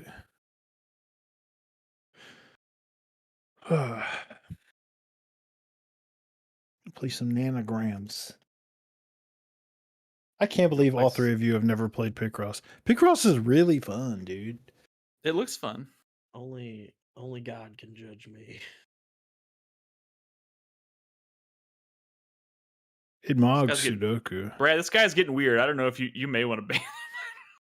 No, man. I'm waiting for him to say something really offensive or like racist or something. Yeah. But he's not mean, doing it's- it. He's not doing it. Hit us with a slur. Come on. Yeah, give us a slur. Is it against shit, TOS fuck. to request he He Probably. Yeah, of course we have that word blocked. You bitch. Oh, do we? Why? People use it. Do we have like a list or something of banned Yeah, there's things? a list. Oh, yeah. I don't there's a think the list. word gay should be blocked. That's weird. I don't trust the internet, so You could just call me a homosexual, I suppose. I don't think that's banned. Try it. you can say you're homo. say you're a homosexual. A homosexual. It does seem weird that would be a banned word because it's not like, it's. I mean, what's wrong with? Oh, he can't say homosexual. A He has to misspell it, or maybe No, he no, just no. can't spell. Oh, maybe No, you just can't spell. Yeah, I don't think you can spell. weird. Yeah, I don't think you. I don't know. A What else is homosecular. banned? You can't say like woman or something because they don't want chatters talking to women About women. about women. It just seems very. I don't know. It's like what are It they doesn't sound trying right to when you guys say. What are they trying to avoid there by banning the like? I'm sure we have something like checked right on our channel. We have a smart Like we detection didn't thing manually ban that word, is what I'm saying. I think we have like. There, I allowed the word homosexual. I had to manually select. I'm allowing the term homosexuals, and that. Oh now really? it appears. Oh, you're seeing all the. Yeah, I'm getting all the words. Oh, Lord knows what he's said. That's. Anyways, I'm going to sleep. What the fuck? And there he's gone. Yep, he does that. Just peaced out. Just peaced out. All right. I'm gonna go. I'm gonna go to bed. Okay. Okay, Nick. Me too. I don't believe you. Fuck you. Fuck all I think y'all. I think you're going straight back to the factory. I never stopped. I'm still there right now, Nick. He was there the entire time.